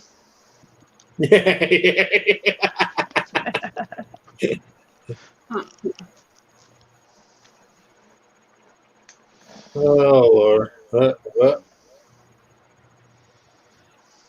So you Donna, we always have a thumbs down somewhere. Gappa with my rent. Now you know. No, that part I didn't hear, Nancy. I'll try that. Now refresh. I was probably spraying when you said that. What about your rent? Well, take it back or remove it. The apartment people, the property management and stuff like that lost my rent check for the month of June and didn't notice it and didn't tell me until now. But that's not your problem. You gave them rent check and they lost it. Yeah, but I still have to pay it because it didn't. No, you have paid it. Well, that's their problem. They didn't cash your check. It's not you didn't give them a check. Right. You have a receipt of the check? We have a copy of the check we wrote out. We don't have a receipt. There you go. Then tell them that that's your proof that you paid it, so you don't have to pay it. It's their onus now is to turn up with the money because you have given them the check and given it to them. So they're telling me I have to pay it by February 14th or I get evicted. That's not how it legally works here. The money's still in our account. They never received it. Yeah, well, technically technically they can't give her a 14 days notice either because she's paid the rent. They've lost it. Now they've got to give her at least a few weeks to actually come up with money that they've lost. Yeah. Well, she's already found it. She just needs to give it to them. Yeah. Yeah, I know. It's not this business of you got 14 days to give it. No, bugger off. You're the idiots that stuffed it up. You got 3 months to make sure I can bloody pay the thing. Yeah. You fucked up, not me. That's the way I'd be yelling at them. Yeah. Try and evict me. You try and get me out the bloody apartment. Well, here they don't have to try. They can do it. Yeah.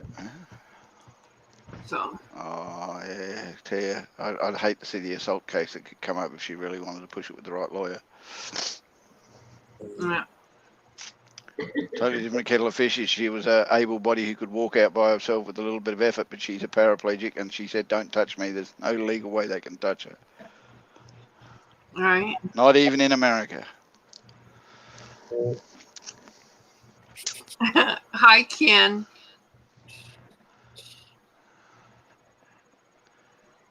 Well, you weren't doing anything with it.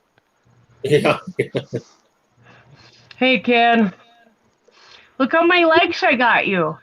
All right, everybody, unclick the like. Ken's not happy. Hit that dislike button, folks. No.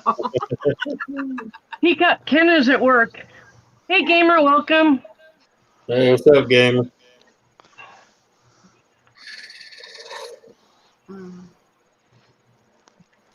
Putting the link in the chat again in case anybody else wants to join No. Ken's putting the link in the chat. I'm not throwing my voice. I'm throwing my what would you call it? I'm throwing my typing. I don't know. I did this. He viewed this. He says, "Hey Ken, look, I'm hanging out on your channel, not your wife's, even though I'm the one hosting the chat."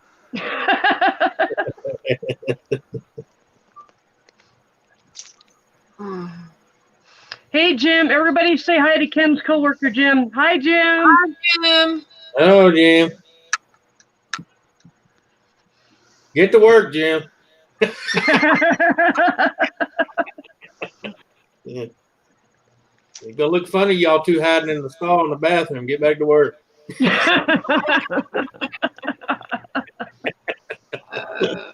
Okay, is there any way of blocking Ken at the moment? Because I really don't want to know what he's doing in the stall in the bathroom with Jim, right?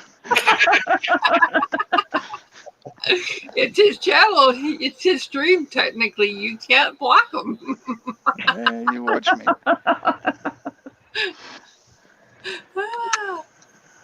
Be really honest with you, Nancy. If I really wanted to hack Ken's video, I think I could block him.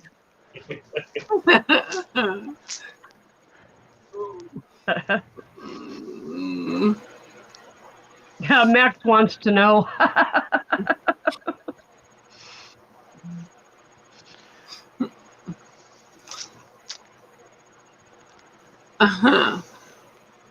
And Cherokee Rebel doesn't want to know.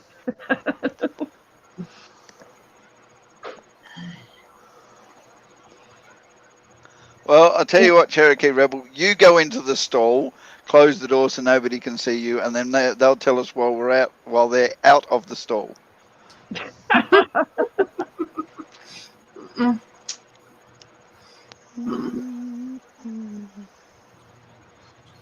Donna says, "Less I know, better off I am." And Max says, "Pictures, please." I know, viewed this. I know. Yeah, we only got your word for that, Ken.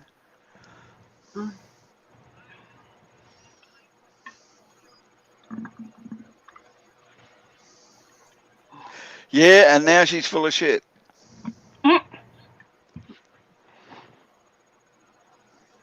Go on, Nancy. Tell me you're not full of shit. Shut up, Gaffer.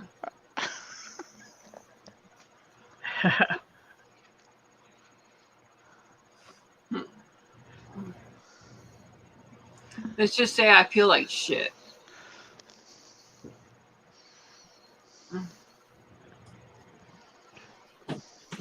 For right now, I've got some good drugs going through me, so it's all right. It's all good. Wait, so if you feel like shit, does that mean you're soft and squishy? Oh, shut up. Yes, she is. She's soft and squishy. She's the opposite to one of those caramel lollies where it's hard on the outside and soft in the middle. She's hard on the, soft on the outside and hard in the middle. Yeah, but bugger off, a lot of you.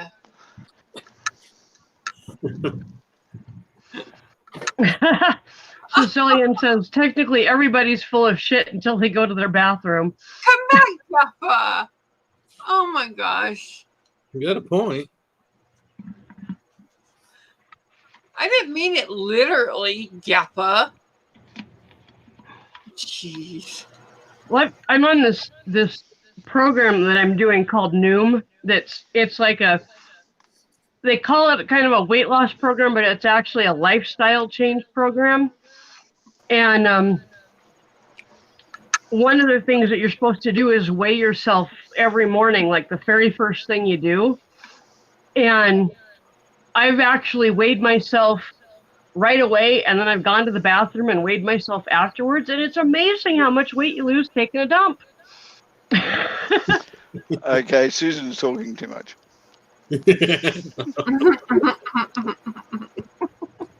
Well, that's why they call it a 5-pounder sometimes.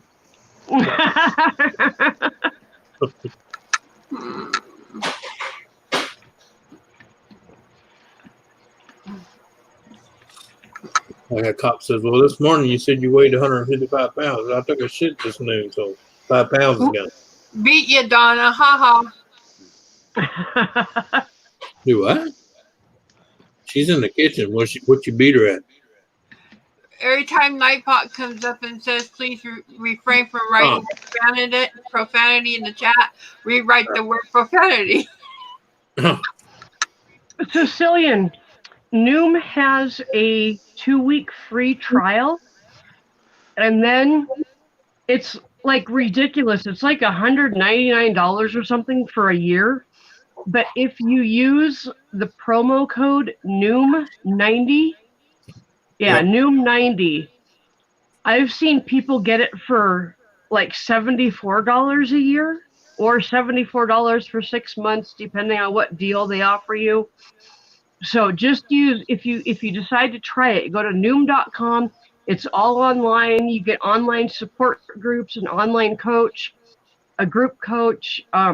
You get lessons every day on different things. It's a kind of a psychological program that helps you psychologically deal with, whatever eating problems you've got or whatever. And but if you use that Noom90 at the end of your 2-week trial, you'll get a significant discount for an extended period of time on the program. And it's a fantastic program. I'm down 5 pounds without doing a whole lot. So I like it. I'm fat.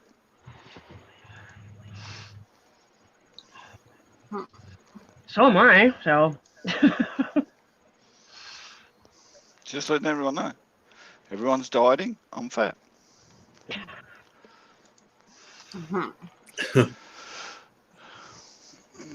What's the worst that could happen? I could have a heart attack. Yeah, well, gotta die sometime.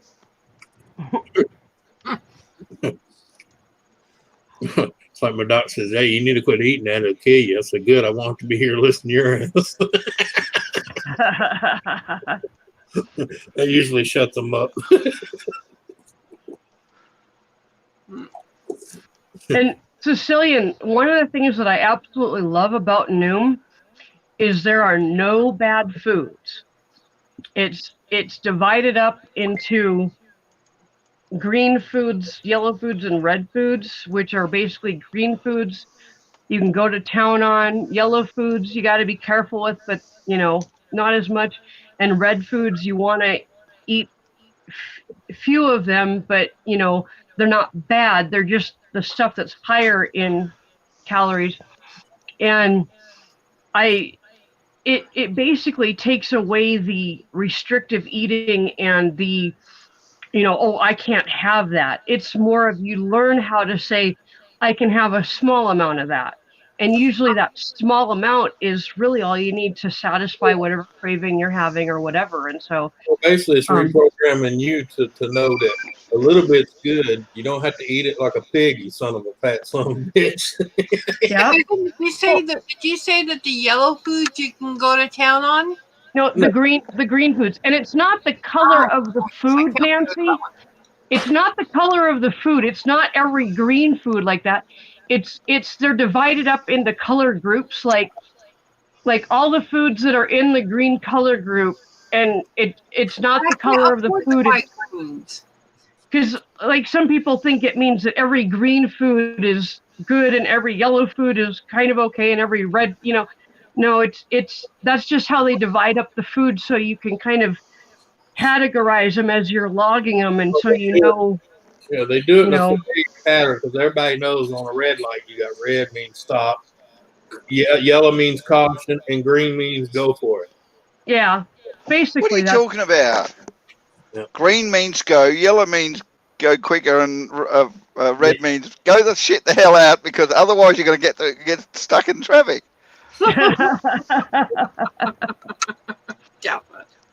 All right, gamer, have a good time, evening or morning or whatever it is there for you. Night, gamer. Good night, gamer. Yeah. Later, game. Yeah. Right now, my food consists of easy to cook foods, and I do buy some fresh meats like chicken and turkey, some turkey and stuff like that. But I can't afford to buy a whole lot of the fresh food. I mean, I can afford TV better than I can afford fresh. Well, it's Yeah. not really that. It's just most prep meals that are prepped, pre-boxed, or definitely read.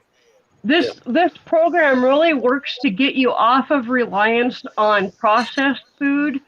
Yeah. And I'll tell you, there are tons and tons of suggestions and recipes for foods that are actually fairly cheap.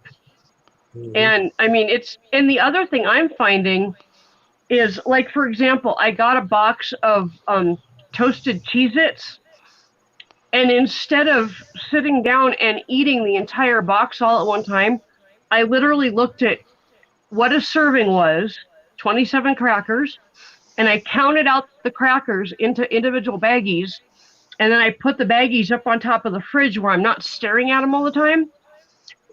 And I will just have one baggie a day, or not even a day, sometimes every couple of days or whatever. And those 27 crackers are actually more than I want of that junk food now. So it makes a really big difference. And when you're logging your food and you type in the food that you've had and it shows you how many calories it is, it makes you really aware of what you're eating and what you're shoving in your mouth. And it really helps a lot. So I'm as thin I as think a I'll just pole. go back to eating pumpkin soup. I'm as thin as a pole. It might be the pole that holds up a wind turbine, but it's still a pole, and I'm that thin. All right.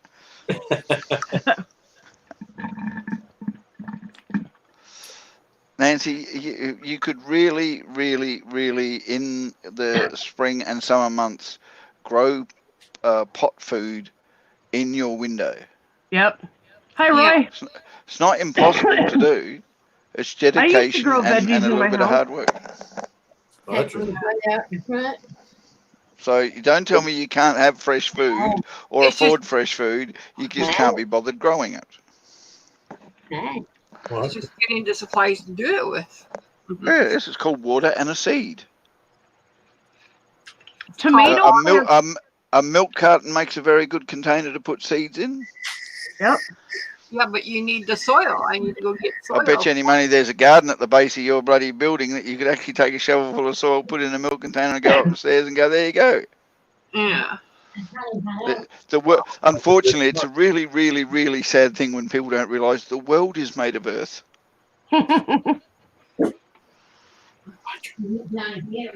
Roger. Get her. That's the problem with the world. People are too used to convenience food. It's convenient to pop down the shop and grab everything. Convenience food is so annoying. Kids actually think that milk comes from the supermarket. Yeah. Serious. There are kids out there who seriously believe that milk comes from the supermarket, and there are vegetarians who believe that the meat that you buy in the supermarket isn't living animals. Yeah. They actually think that they just make the meat in there somehow. Yeah. They magically wind it into the package. Yep. Carrie Ann, I've done that before. Used old tomatoes for seeds, and you don't even pay anything for your seeds. Yeah, right. That's how I do all mine. I've never. You can actually start a reasonably good vegetable garden without paying a cent for anything than what you got in your house, and all you need is a window in the house and something for it to sit on. Yep. And I'll tell you what, cherry tomatoes grow really, really well in a windowsill. Oh yeah. So do mountain strawberries. Yep. Mm-hmm. And so do carrots and peas if you're willing to put a big enough trellis up. I've grown carrots in a tucker tote, like you would store stuff in. Yeah. I just filled it about 3/4 of the way up with dirt, put 2 rows in there, and drop seeds in every, 1.5 inches or so. Yeah. And a couple months later, I had a whole crop of carrots, and yeah, And they were and I easy grew to purple pull up. carrots. So, And they were easy to harvest because they were easy to pull up. And I mhm. bet you any money you people have got over there what they call styrene fruit and veg boxes. They're, big, and that's how they used to be shipped. Even cardboard fruit and veg boxes. You go down to the fruit and veg and they're getting rid of them out in their bloody dumpster out there. You just grab a couple, take them home, seal up all the holes and put dirt in it. That's it. Yep. Good enough to be a box Yep. deep enough to put carrots and peas and don't try and grow corn. That shit's hard to grow indoors. Well, I can't even grow corn outside here, so Yeah, you have to have a lot of manure in your soil for corn. sometimes beans will sprout with a wet paper towel in a cup. mhm. Well, hey, I know how you can fix it, Susan. Just get Ken to live outside for a couple of days. He dribbles enough shit that should be able to fertilise the lawn for you. Well, Nancy, you remember what I told that guy when I was growing all those field peas? He says, "Man, you must have paid a fortune for them seeds." I said, "No, I bought it at the dollar store for $1." He said, "What do you mean?" I said, "You know them dry beans that you buy to cook? That's a seed, you dummy." That's all you got to do is soak it for a while. It'll sprout. You stick it in the ground, and it grows a bunch of those beans. Same as all those lentil beans and or fava beans and all that shit you can buy in the store in packets. They're seeds. Yep. Mhm. Soak them. They'll start. Yep. All right. Just like my 8 avocado plants. You know where they came from? Someone bought avocados and threw the seeds away. I went and got the seeds, stuck toothpicks in it, stuck it in a cup. When it started sprouting, I stuck it in some dirt and let it grow. Yep. Yeah. Bobo, I grow potatoes from just the pieces of potato themselves. I'll cut up a potato that's already sprouted a little bit and throw it in the ground. When they start spudding, you just cut chunks where the spuds are coming out, leave a part of the potato with that spud, stick in the ground, and they'll grow 50 to 15 potatoes off of that. Yep. And if you keep piling the dirt up as the plant's growing, they grow even more. Yeah. But you got to remember, when it comes to potatoes, you got to have loose soil or they won't get that big. Yep. And you keep covering up, like Affa said, you keep covering up the green part that comes out of the top, like the plant part. Yeah. Because if you cover that up, it forces the plant to grow more roots, which the potato is the root. And so you'll get bigger potatoes if you don't allow the greenery on top to grow very big. Yeah. And just a little bit of a tip, if you don't water it for 2 days straight in the warmer time of the period and then start watering again, it'll start producing a lot of little bulbs because it thinks it's going in the hibernation mode, and it'll start growing them up for you. Yeah. You only have to starve it a little bit, make it think it's going into stress mode, and then it'll go into fruiting mode, and all the bulbs will start growing up on them and turn into potatoes. Yep. It's the same if you're having a plant that is having problems setting seed and you're watering it and fertilizing it and doing everything you're supposed to. Starve it for 2 or 3 days in the warm, not the hot months, but in the mid-spring when it's a nice day. Starve it. All of a sudden the plant will go into emergency mode and say, hold on, I'm about to die, I better start putting out some fruit with all the energy I got left. And then you start watering it again and it goes, oh shit, everything's fine. Once it sets fruit, it doesn't stop. Please refrain from using profanity in the chat. It will be removed. Try typing other words to express yourself.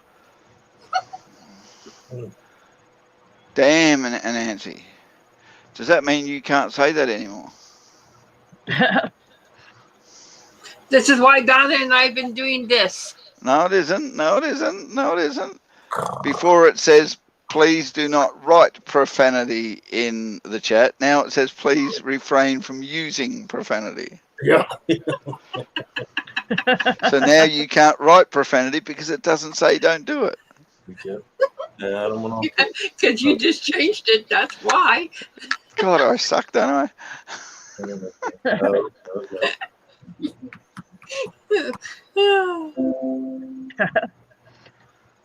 You brat. Forget it. No, I'm Tasmanian. I'm not posh.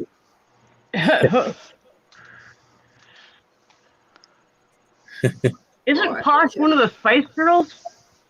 Just wondering. Yeah, she wishes you wouldn't refer to her as that. Donna says, Gaffa, you're taking my fun away. Yes, I aim to displease.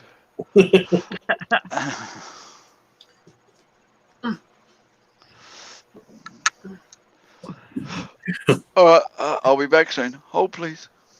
All right. Oh, please.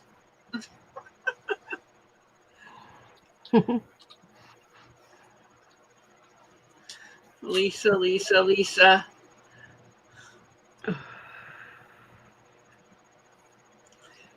Every time we have to do something, no, it's always that. Hold, please. Lisa, you never knew that you would teach us something so good.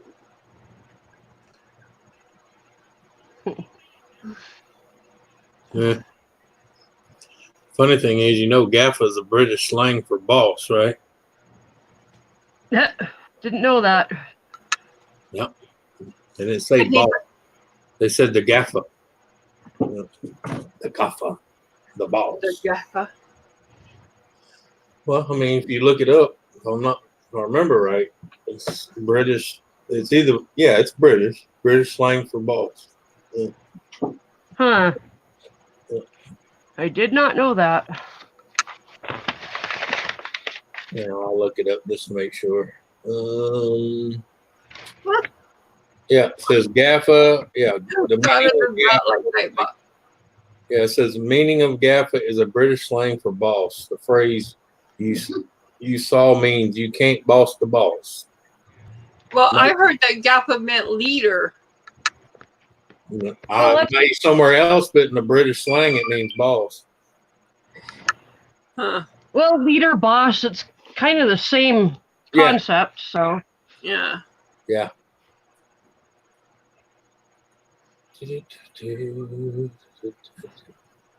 Donna. Fuck off, Nightbot. She didn't say that. Did she? Well, she put the middle finger and then off Nightbot. But then she retracted it, so. So she wrote the word out. I was like, hey, what's up? No, she didn't. Shut up, Nightbot. Yeah, somebody was saying something about the middle finger the other night, and I said, well, if YouTube has a real problem with it, they should remove it from the deal then. From the emojis, yeah. Until they put, I tell people, I hear people say all stuff about, I say until I see it on their website where they tell people what they're going to do and not do, it's rumors. Yeah.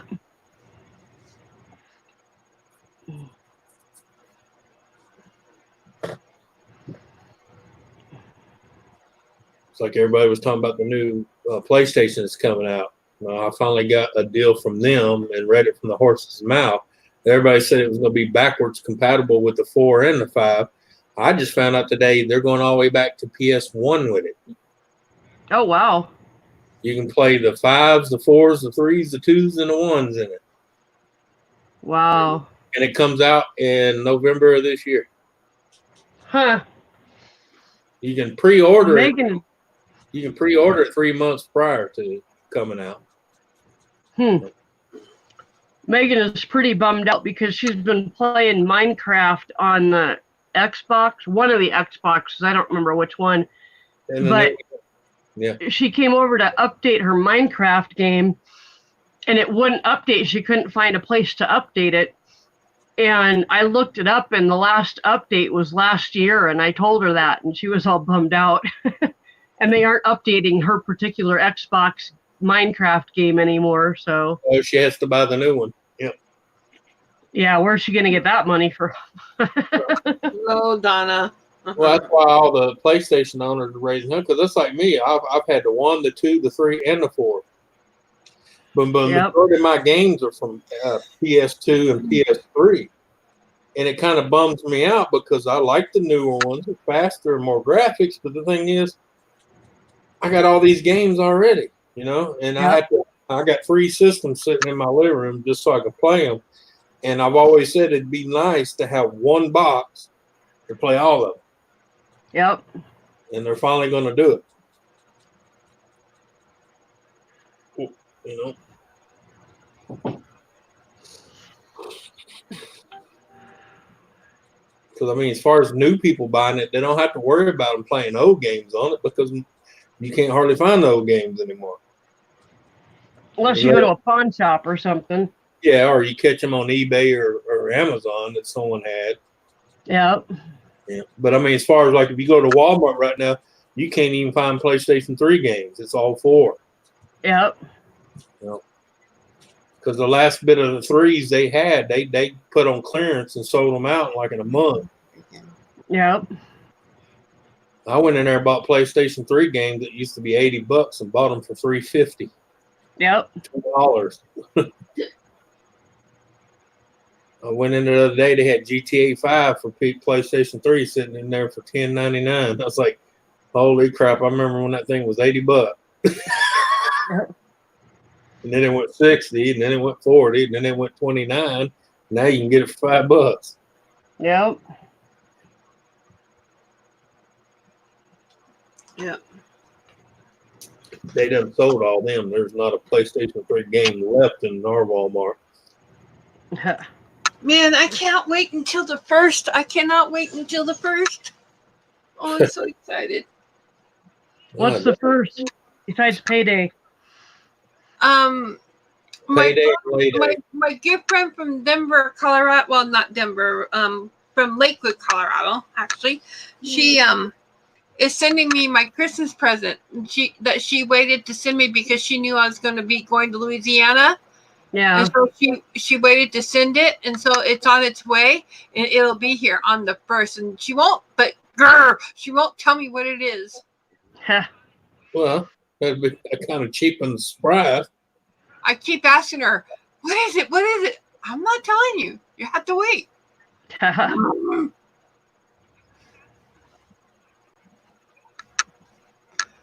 So, oh mercy!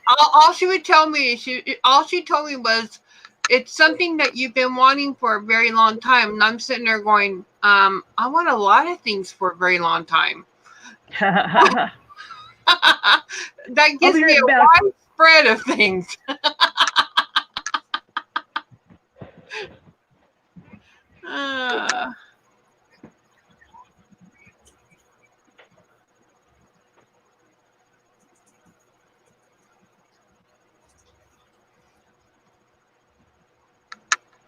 Yeah, let's say that'd be the wrong thing to say to me.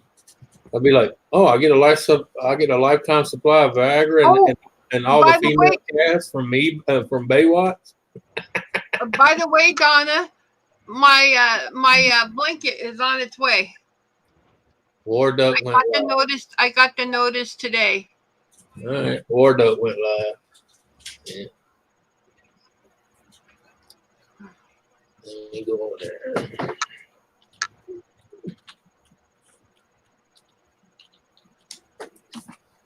Let's see. Yep, he sure did. Oh, no, you go away. I can't stand you.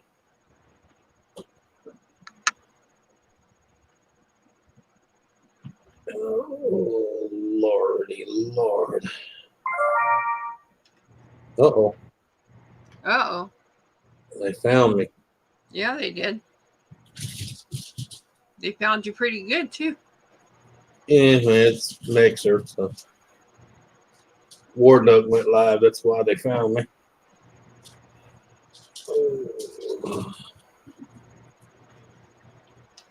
They always find you, though. Yeah. I know, Roy, and I yet to watch it. I'm going to watch it. As soon as we're up here, I'll watch it before I go to sleep.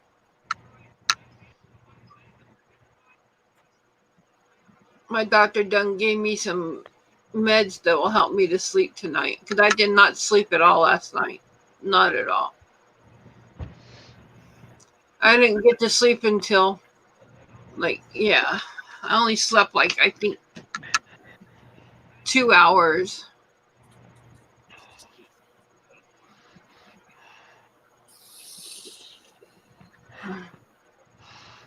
Yeah, Roy, I'm gonna have to go. I'm gonna have to go check those vlogs out, Roy. Yeah.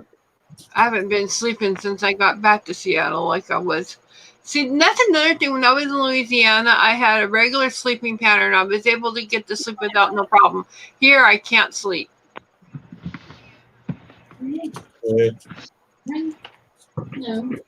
Well, you were wearing yourself out in Louisiana. You were doing so much stuff that Yeah, I that's true. understand why you could sleep well there. And you haven't been doing as much here, so you're not wearing yourself out like you were. Yeah, well, it's true. Yeah. Yeah, because here you was getting out, you was going sightseeing, and Me and Donna were going at night and having fun down at the jail. Yep. That was fun. No, just don't say that too many places. That doesn't sound right.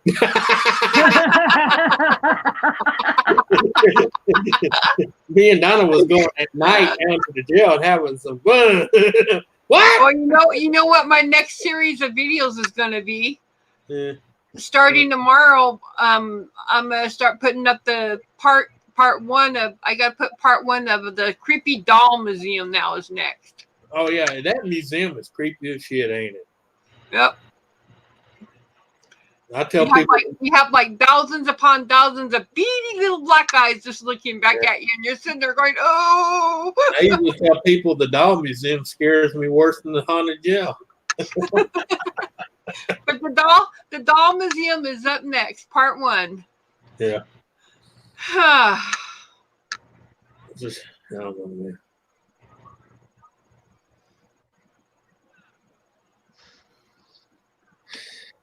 Well, baby, it's right down the road. I don't know why you ain't never went and seen it. It's right down the road.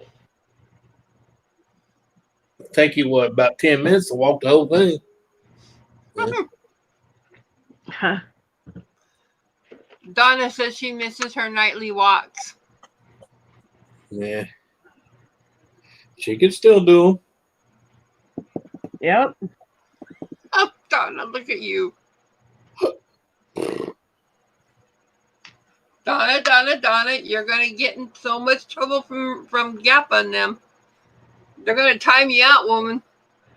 They have the power to. I wouldn't do it no more if I were you.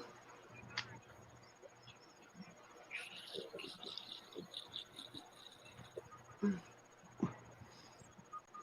the hell? Oh.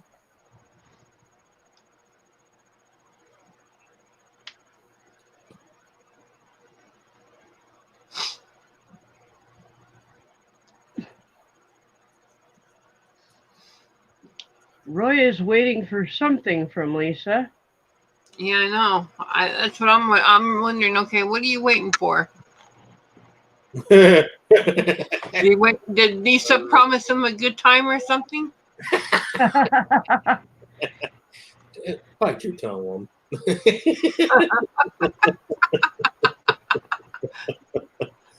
Let's see.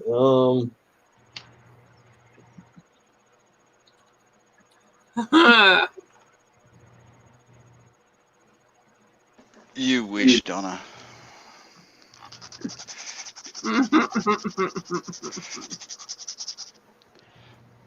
Hello again, Gappa. Oh, Roy wants Lisa to tuck him into bed. That's what it is. Oh.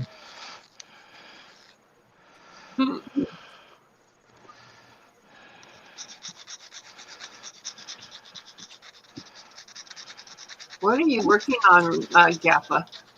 My nails. Mm. Don't saw your nails off, okay? Well, now you tell me. You're not supposed to saw them off. No, you're telling me after the fact, Nancy.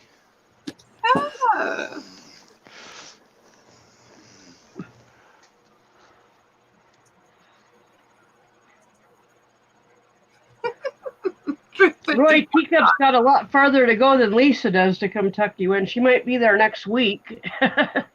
Woo. Yeah, 2 days from now. It'll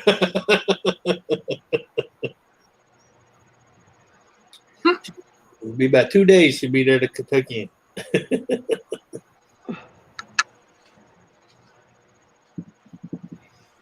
Of course, the good thing is when she gets over here, she'll gain time. So, it might be a day early.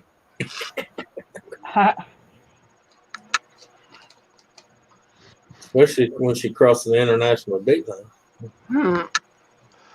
Wait, Teacup, if you're going to tuck anybody in, come tuck me in. I'm closer. Yeah,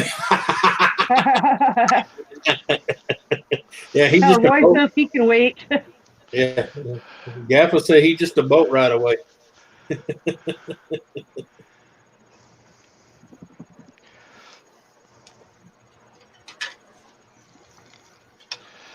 Oh, mercy.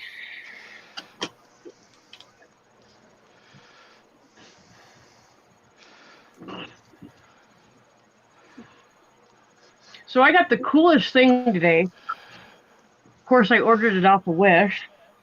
A slushy maker. Nope, already got one of those. Uh-huh.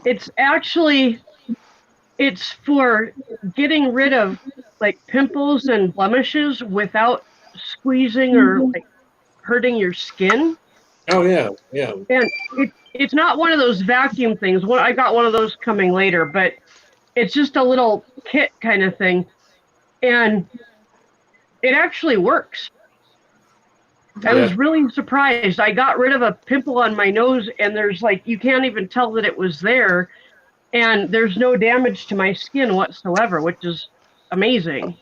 Okay, so which coming soon. Okay, Susan, we'll go with that. I wasn't going to say anything, but because I'm a gentleman, but seeing as you brought it up.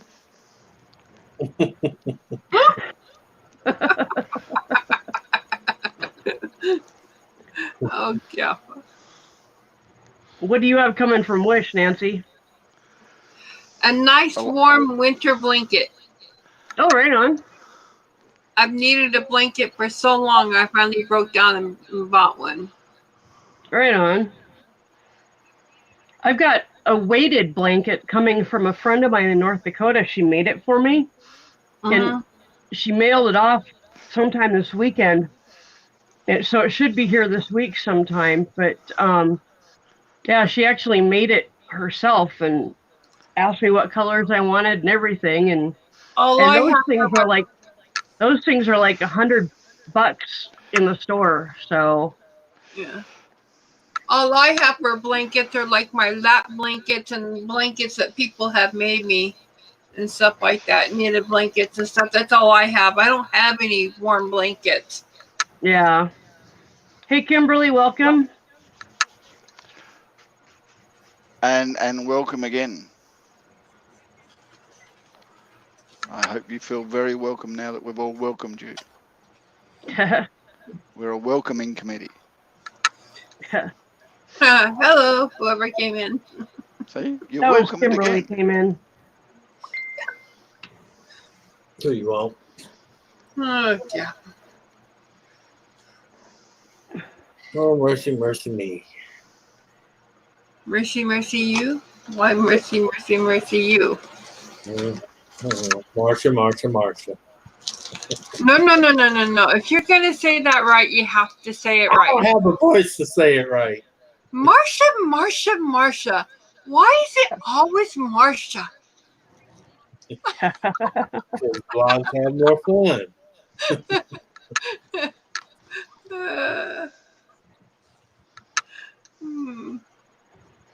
And for anybody that's come in recently wondering where Ken is, he is at work, and I have taken over his stream for a while. So Hold on. So what's that muffled cries in the background?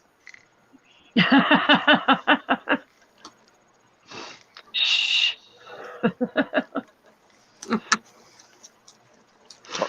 Sorry. I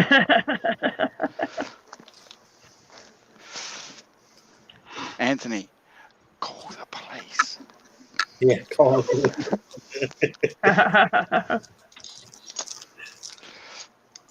Oh, it's great.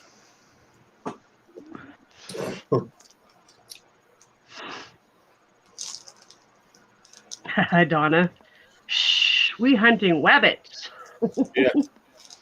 We're No. hunting. One of We're my hunting. favorite Looney Tune episodes right there. It's we hunting wabbits. No, it's not. It's be very, very quiet. We're hunting wabbits. Yep. Be wowie, wowie, quiet. We hunting wabbits. Or be very, very quiet. We're hunting pins.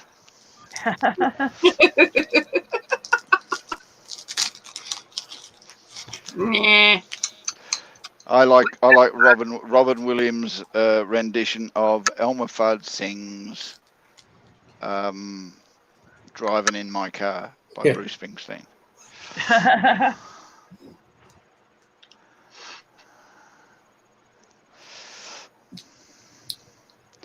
Yeah, Kerry, the American accent helps.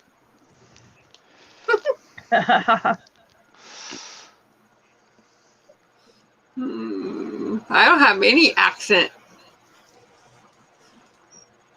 Did you Neither say do you I. don't have an I'm just a accent? white person. I don't have an accent.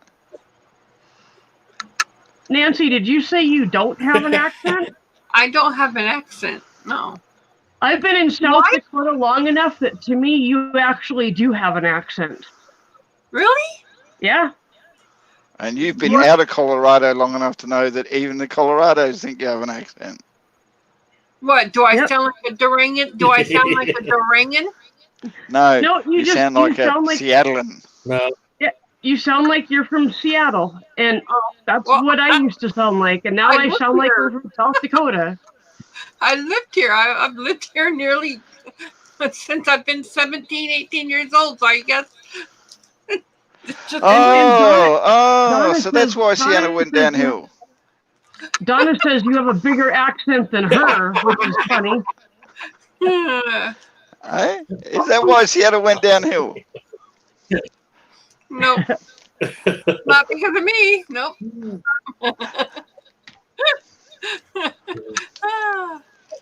No, what it is, Gaffer, she's there and watched it. She just didn't tell us nothing. I see nothing. Okay, so if Nancy puts dark glasses on and holds up a pen, everybody run. I don't have a pair of dark glasses.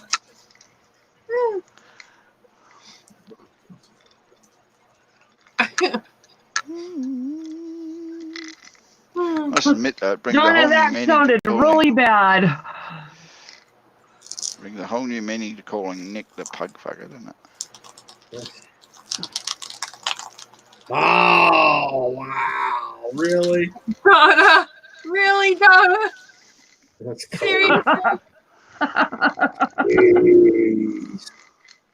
Oh, Cherokee, if you live in Texas, you definitely have an accent. No. got Cherokee relatives doesn't in have an Texas. accent. Cherokee doesn't have an accent in Texas. Yeah, in Texas. But me, I definitely don't have an accent. When I moved from North Dakota over to Washington, I had so many people ask me if I was from Minnesota because the North Dakota accent is very close to the Minnesota accent, which is close to the Canadian accent. So, yeah, I had a lot of people ask me if I was from Minnesota or Canada. Donna, read the bloody statement again. It does not say type profanity. Well, that's when you turn around and you go, hey? Yeah. Well, I used to say that all the time when I first moved out to Washington. That was just part of my vocabulary. What's the embargo that went up there? Don't you know? Hey, Mike, welcome. You remember that? Don't you know? Yeah. Stop, Gaffa. And it's not don't you know, it's don't you know? No, yeah. We're going to go to Don't town. you know? No, I didn't know until you just told me. So how would I? Don't you know? I can't. Yeah. There's the link if anybody wants to come up. There's plenty of room. Hello, WTF. What the fuck? I know, Mike, North Dakota doesn't sound anything like Minnesota to us, but you go over into Washington and they think that North Dakota, Minnesota, and Canada all sound alike. Yeah. Susan, Washington thinks that everyone else sounds different to Washington. Well, yeah, they do. They all sound alike outside of Washington. Mike, my stepmom is from Minnesota, and she says, "Don't you know?" all the time. But she's from northern Minnesota, so just about as close to Canada as you can get. And when she starts saying, "Hey, you know that Minnesota has actually been taken over by Canada." Yeah. Well, maybe I might have to go back to speaking like how I spoke when I lived in Durango. You would think I would lived in Texas then. Because I was always using words like y'all and all those country. Hey, Ghost Dog. Welcome to Ghost Dog. Hi, Ghost Hey, dog. Good dog. Well, so silly, and there's a difference between "don't you know" and "don't you know." That's like there's a difference between you all and y'all. Yep. Yeah. Mm-hmm. Well, I think I've noticed in Houston, because I'm so close to Houston, Texas. You say, "Whose is this?" and they go, "Oh, that's mine's." It's mine. I'm like, "That's what?" Still saying that that's yours or that's mine. It's mine with an S. Yeah. Of course, down here, the Creoles don't. They'll say, "I'm not going to tell you what I'm going to do. I'm going to tell you what I'm going to do." Dave, Ghost Dog is haunted trucking. Yeah. But down here they go, "I'm going to tell you what I'm going to do." I'm like, "How can you tell me what you're going to do if you ain't done it yet?" Face it, Roy, you're going to have to tuck yourself in. Yeah, Kimberly said that. Anthony, that drives me crazy. Yeah, for some reason, Houston, that's all I hear. That's mine. In Australia, we have a bad habit in some places of saying directly. Directly, so, huh? Are you coming? Yeah, directly. Directly. Basically, it means soon, but you go directly. Well, come on then, if you're going to directly come. Yeah. I hate you do any detours on the way. You get lost.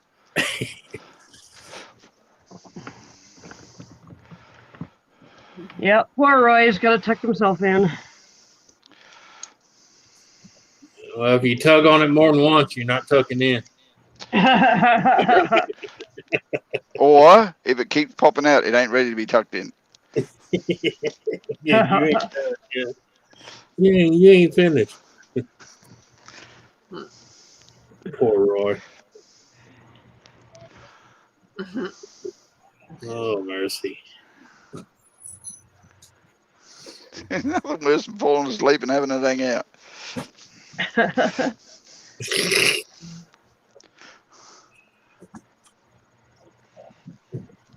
Uh-oh. That's something.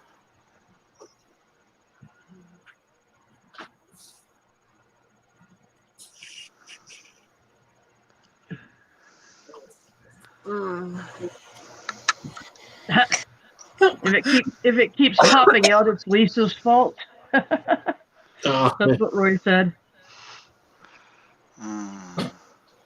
Kimberly, I haven't. It's a graphics card, and it's coming tomorrow, according to FedEx. So by tomorrow afternoon, I should have it installed and have the computer up and running again.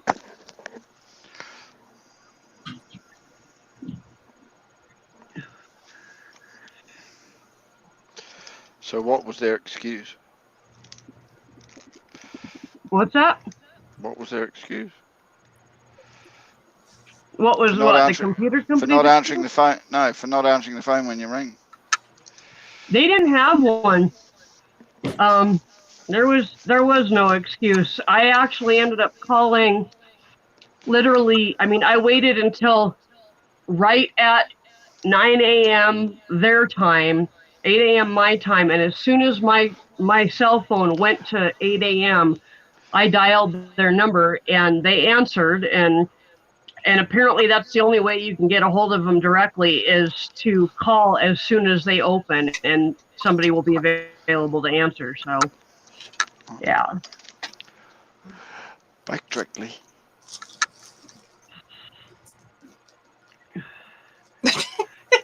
But what irritated me more than them not answering was the fact that they wouldn't return my call. Oh yeah. That irritated the hell out of me, because that was 4 days of not calling me back. Oh yeah. And a lot of them's good at that.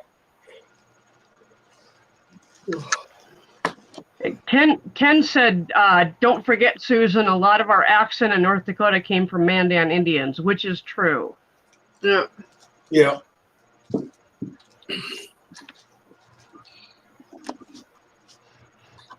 A lot of the slang that we say up in North Dakota comes from the Mandan Indians.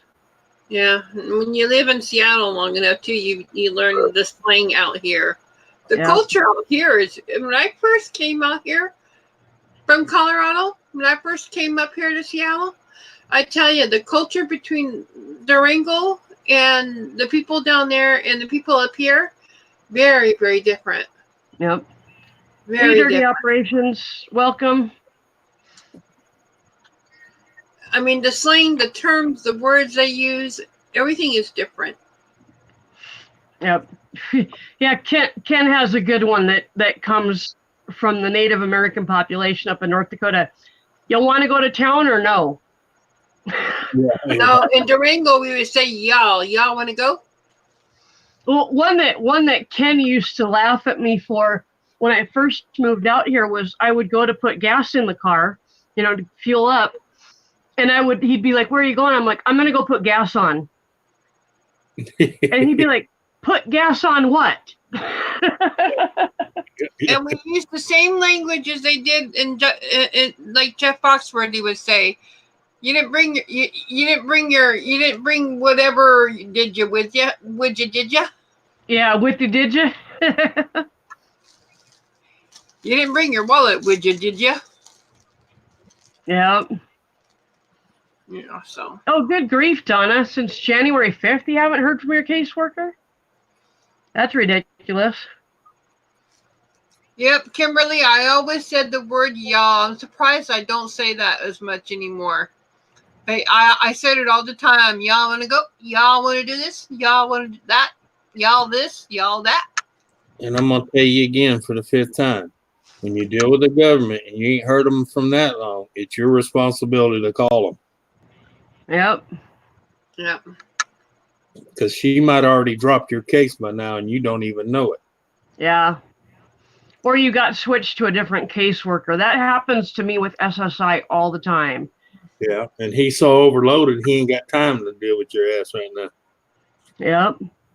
Unless you actually call them and get their attention, they just put you at the bottom of the pile until they absolutely have to deal with you. Yeah, because they look at this.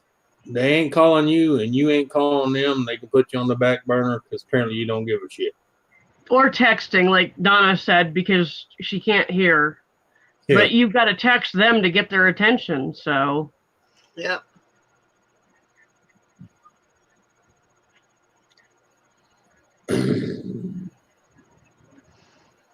Yeah, but you got their number. She gave you the card with the 800 number. All you can do is call and say, "Hey, look, what's going on?" Went to the doctor, did all these tests, and I ain't heard shit since.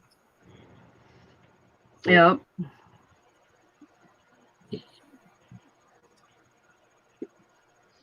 Oh, Donna said she answered her back. Well, you might want to text her again tomorrow and just say, "Hey, I'm still waiting to hear back from you." Be polite about it, but just give her a reminder you still exist. Yeah, go, "Hey, what's up? I just want to know if anything's changed or when I'm getting my hearing aids or I'll go find a stick and fuck myself or Hey, well, Nick. Leave that part out. Nick's typing Welsh into the chat. Nick, I'm surprised YouTube didn't flag it. Nick. Well, it depends on what he's saying. I guarantee they know what it is.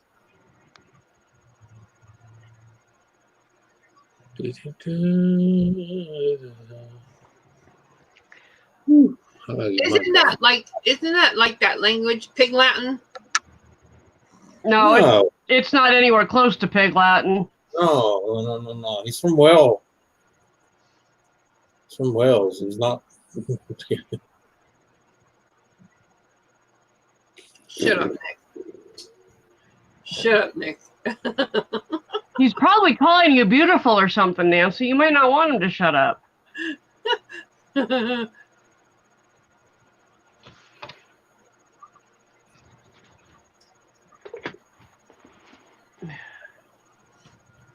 I got it.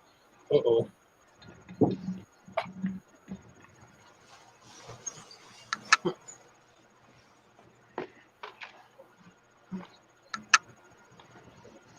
Come on, Nick. Get up here, Nick. Links in the chat, Nick, if you want to come up.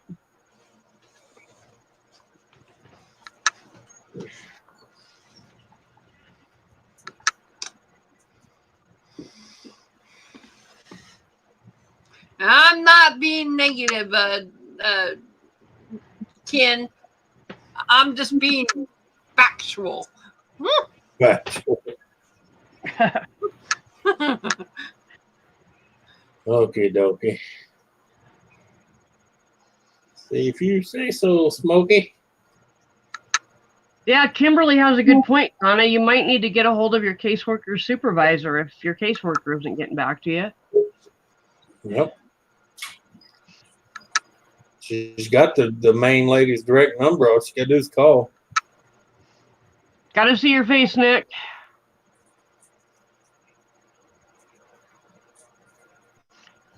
In fact, that woman even told her sometimes. Here we go. Hi, Nick. She may have to call her. You know. What are you doing that for, Nick? What? Stop for. I saw that. To let you know, no, I'm not going to stop typing in Welsh. English, Nick. English. I don't speak the Welsh. No. Yeah. Not my problem. You got a Google Translator, haven't you? Kimberly's got another good point for Donna that maybe the weather or illness or something is keeping her from her desk. I mean, my family doctor, they kept rescheduling appointments for me, and I found out later that he'd had a bike accident and had a head injury, and that's why I couldn't get a hold of him. So, hey, Kathy, welcome.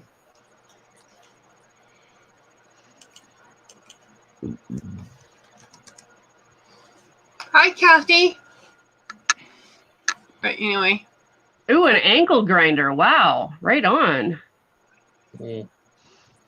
Kathy, you can probably you can send that when I place my soap order. Just send it all in the same package. Save you a little bit of postage, maybe.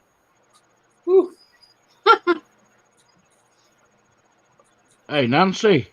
Do you want to blow me whistle? No. You sure?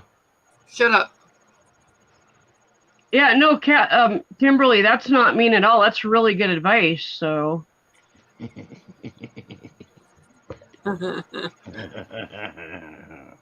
Shut up, Nick. Shut up, Nick. Shut up, Nick. Shut up, Nick. I've never heard him laugh like that in a long time. Shut up, Nick. Nancy. Shut up. Shut up, Nick. So you know what time it is when you got a sore tooth, don't you?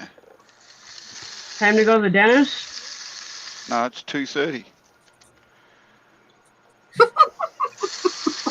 What? Oh, geez. What? That took me a bit. Yappa. Okay, Kathy. Cool. Well, which soap is it? Because I can just order one that you already have. I mean, that's no big deal. I like all your soaps, so I can just order ones that you already have made, so you don't have to wait. Yeah, give her the purple one.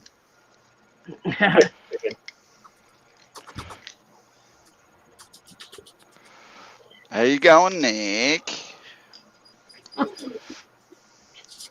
Tired. More importantly, Nick, how's your mother? She's alright. She's still knocking the Kimberly, hell out of me with a walking stick, so she's doing alright. Oh, good. Oh, good. She's earning her $50 a month then. Kimberly, I think Ken was on all night on Saturday. He's doing right by me. Okay, Kathy, I'll check my email when I get off of here. Oh.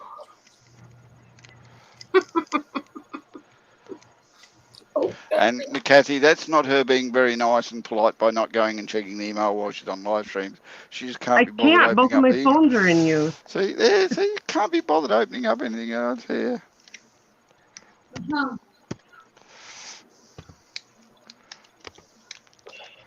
Hush up, Donna, about pink.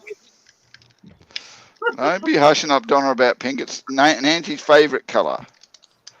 Don't you dare! that's all Don't I you meant. dare! Yeah. Yeah. My She nice hates. warm blanket that I just got that's on its way. It It's is pink, okay. It is pink. but she hates. She hates pink now.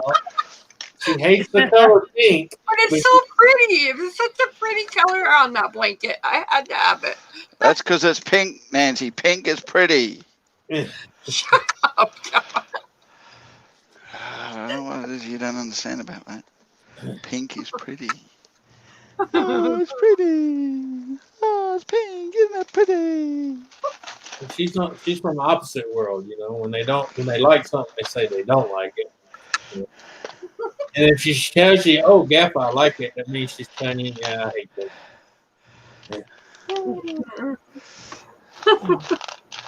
Nancy, If you guys Nancy. want some really awesome soap, go check out Kathy Durbin's page.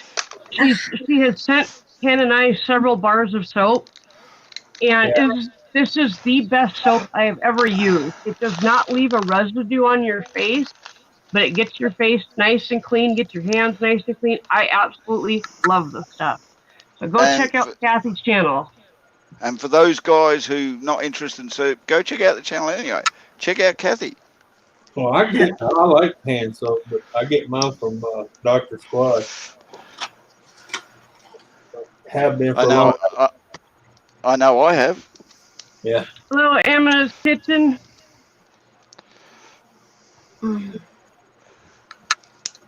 Amna's Kitchen. Amna. I mean, I'll go look and try it. Isn't it Amna? Isn't he the guy on Bewitched? Amna? Hey, Amna, come have a look. She's doing it again. Amna! Kimberly, we don't use the sub word in here. YouTube doesn't like it. Yeah. Who used the subword? Kimberly. Kimberly, I don't like it. Hey, Nancy, I'm asking you a question there. What? I got a blue wrench. It's okay, Kimberly. You didn't know. What, Nick? I'm not going to say it. What? Is it in the chat? Yeah, in the side chat, it's all in Welsh.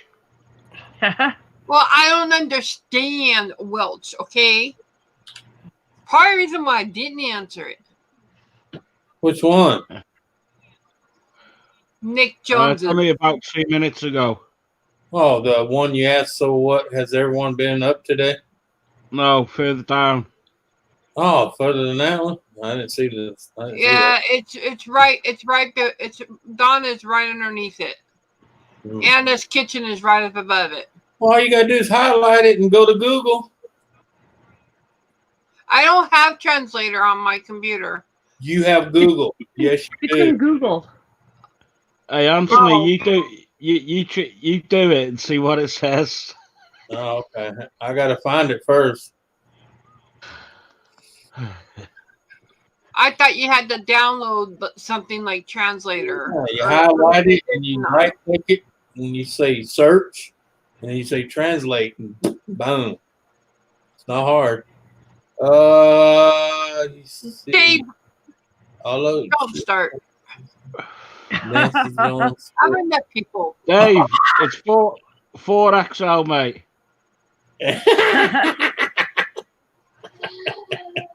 No, I ain't Did you- translating that one. No, I'll let her figure that one out on her own.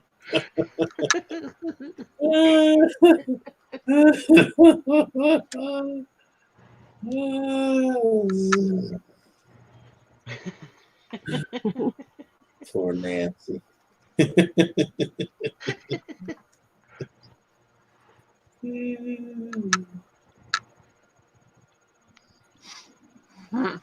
Oh, Nancy. See, I can still wind Nancy up without swearing.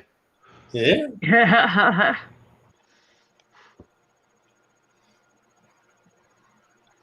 This is not your chat, Nick.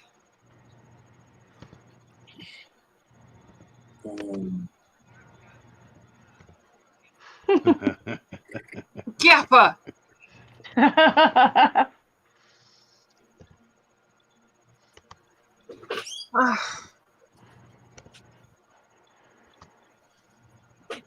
Don't see.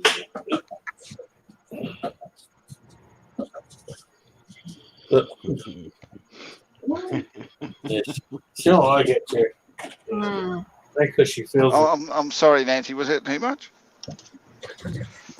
Mm. Why are you grumping at me for? Nick said it. I cannot tell a lie. It was not me. It was Nick's mouth.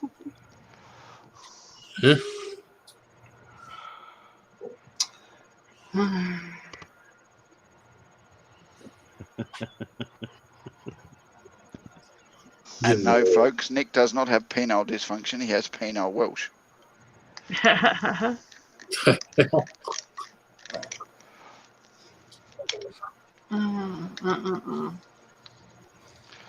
What? Nancy Jones of Denver, Colorado?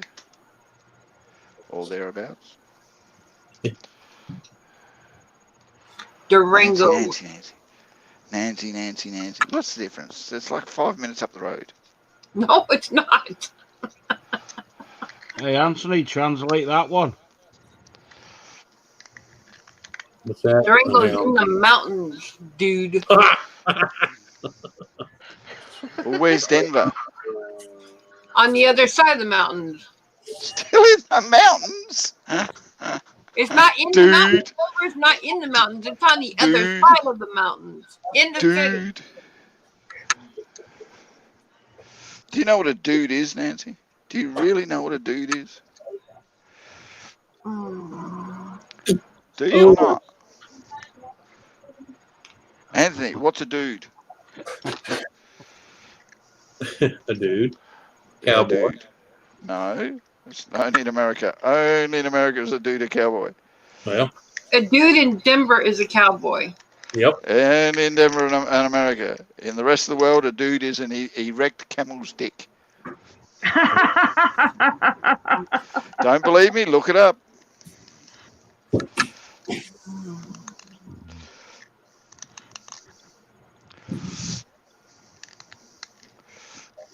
Oh, mercy.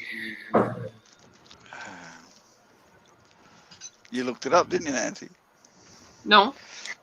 Yes, you did. I didn't. I haven't touched my computer. I've been sitting here the whole time.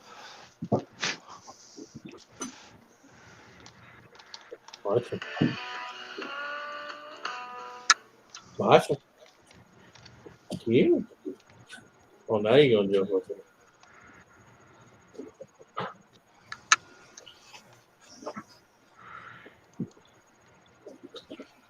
Ken says elephant butt hair. Mmm. Elegant. They make they make a cream for that.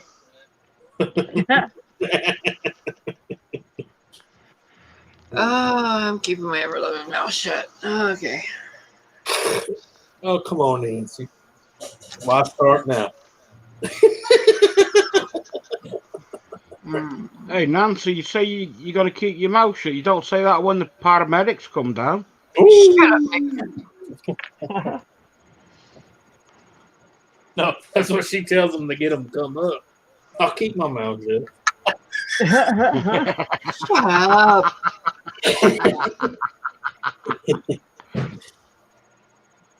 Anthony, Well, hey.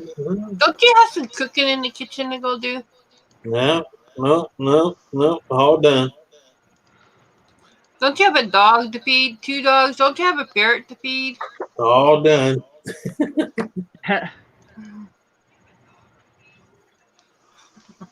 Don't you have things in the shop that are waiting for you to do?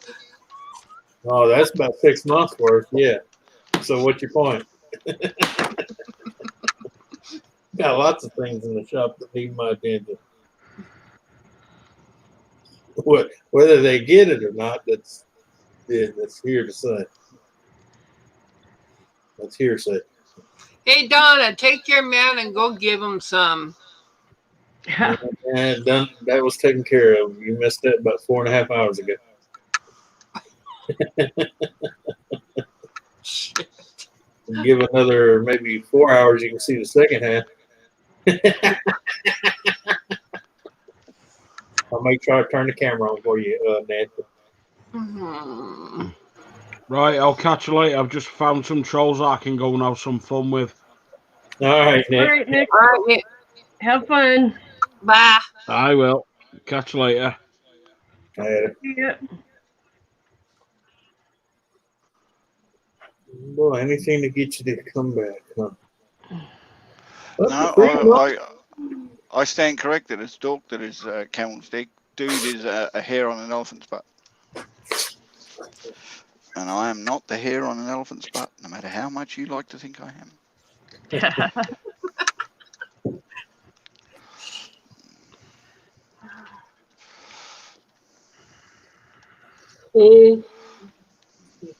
So a dude ranch is a ranch with a bunch of elephant hairs. Huh? No, Dude Ranch is a hairy elephant's butt. Yeah. You gonna get him? Well, guys, I think I'm gonna go ahead and shut this down. I need to hit the hay. I'm getting real tired. So. All right. Okay, well then take care. Oh, Piker. All right. Later. Bye, Sue. All right. Thank Later. you See you for all for having us, coming up. Susan. Thanks to everybody in chat. Later, We'll all. Bye, see y'all all. later. Bye, everybody. Bye. Bye, Susan.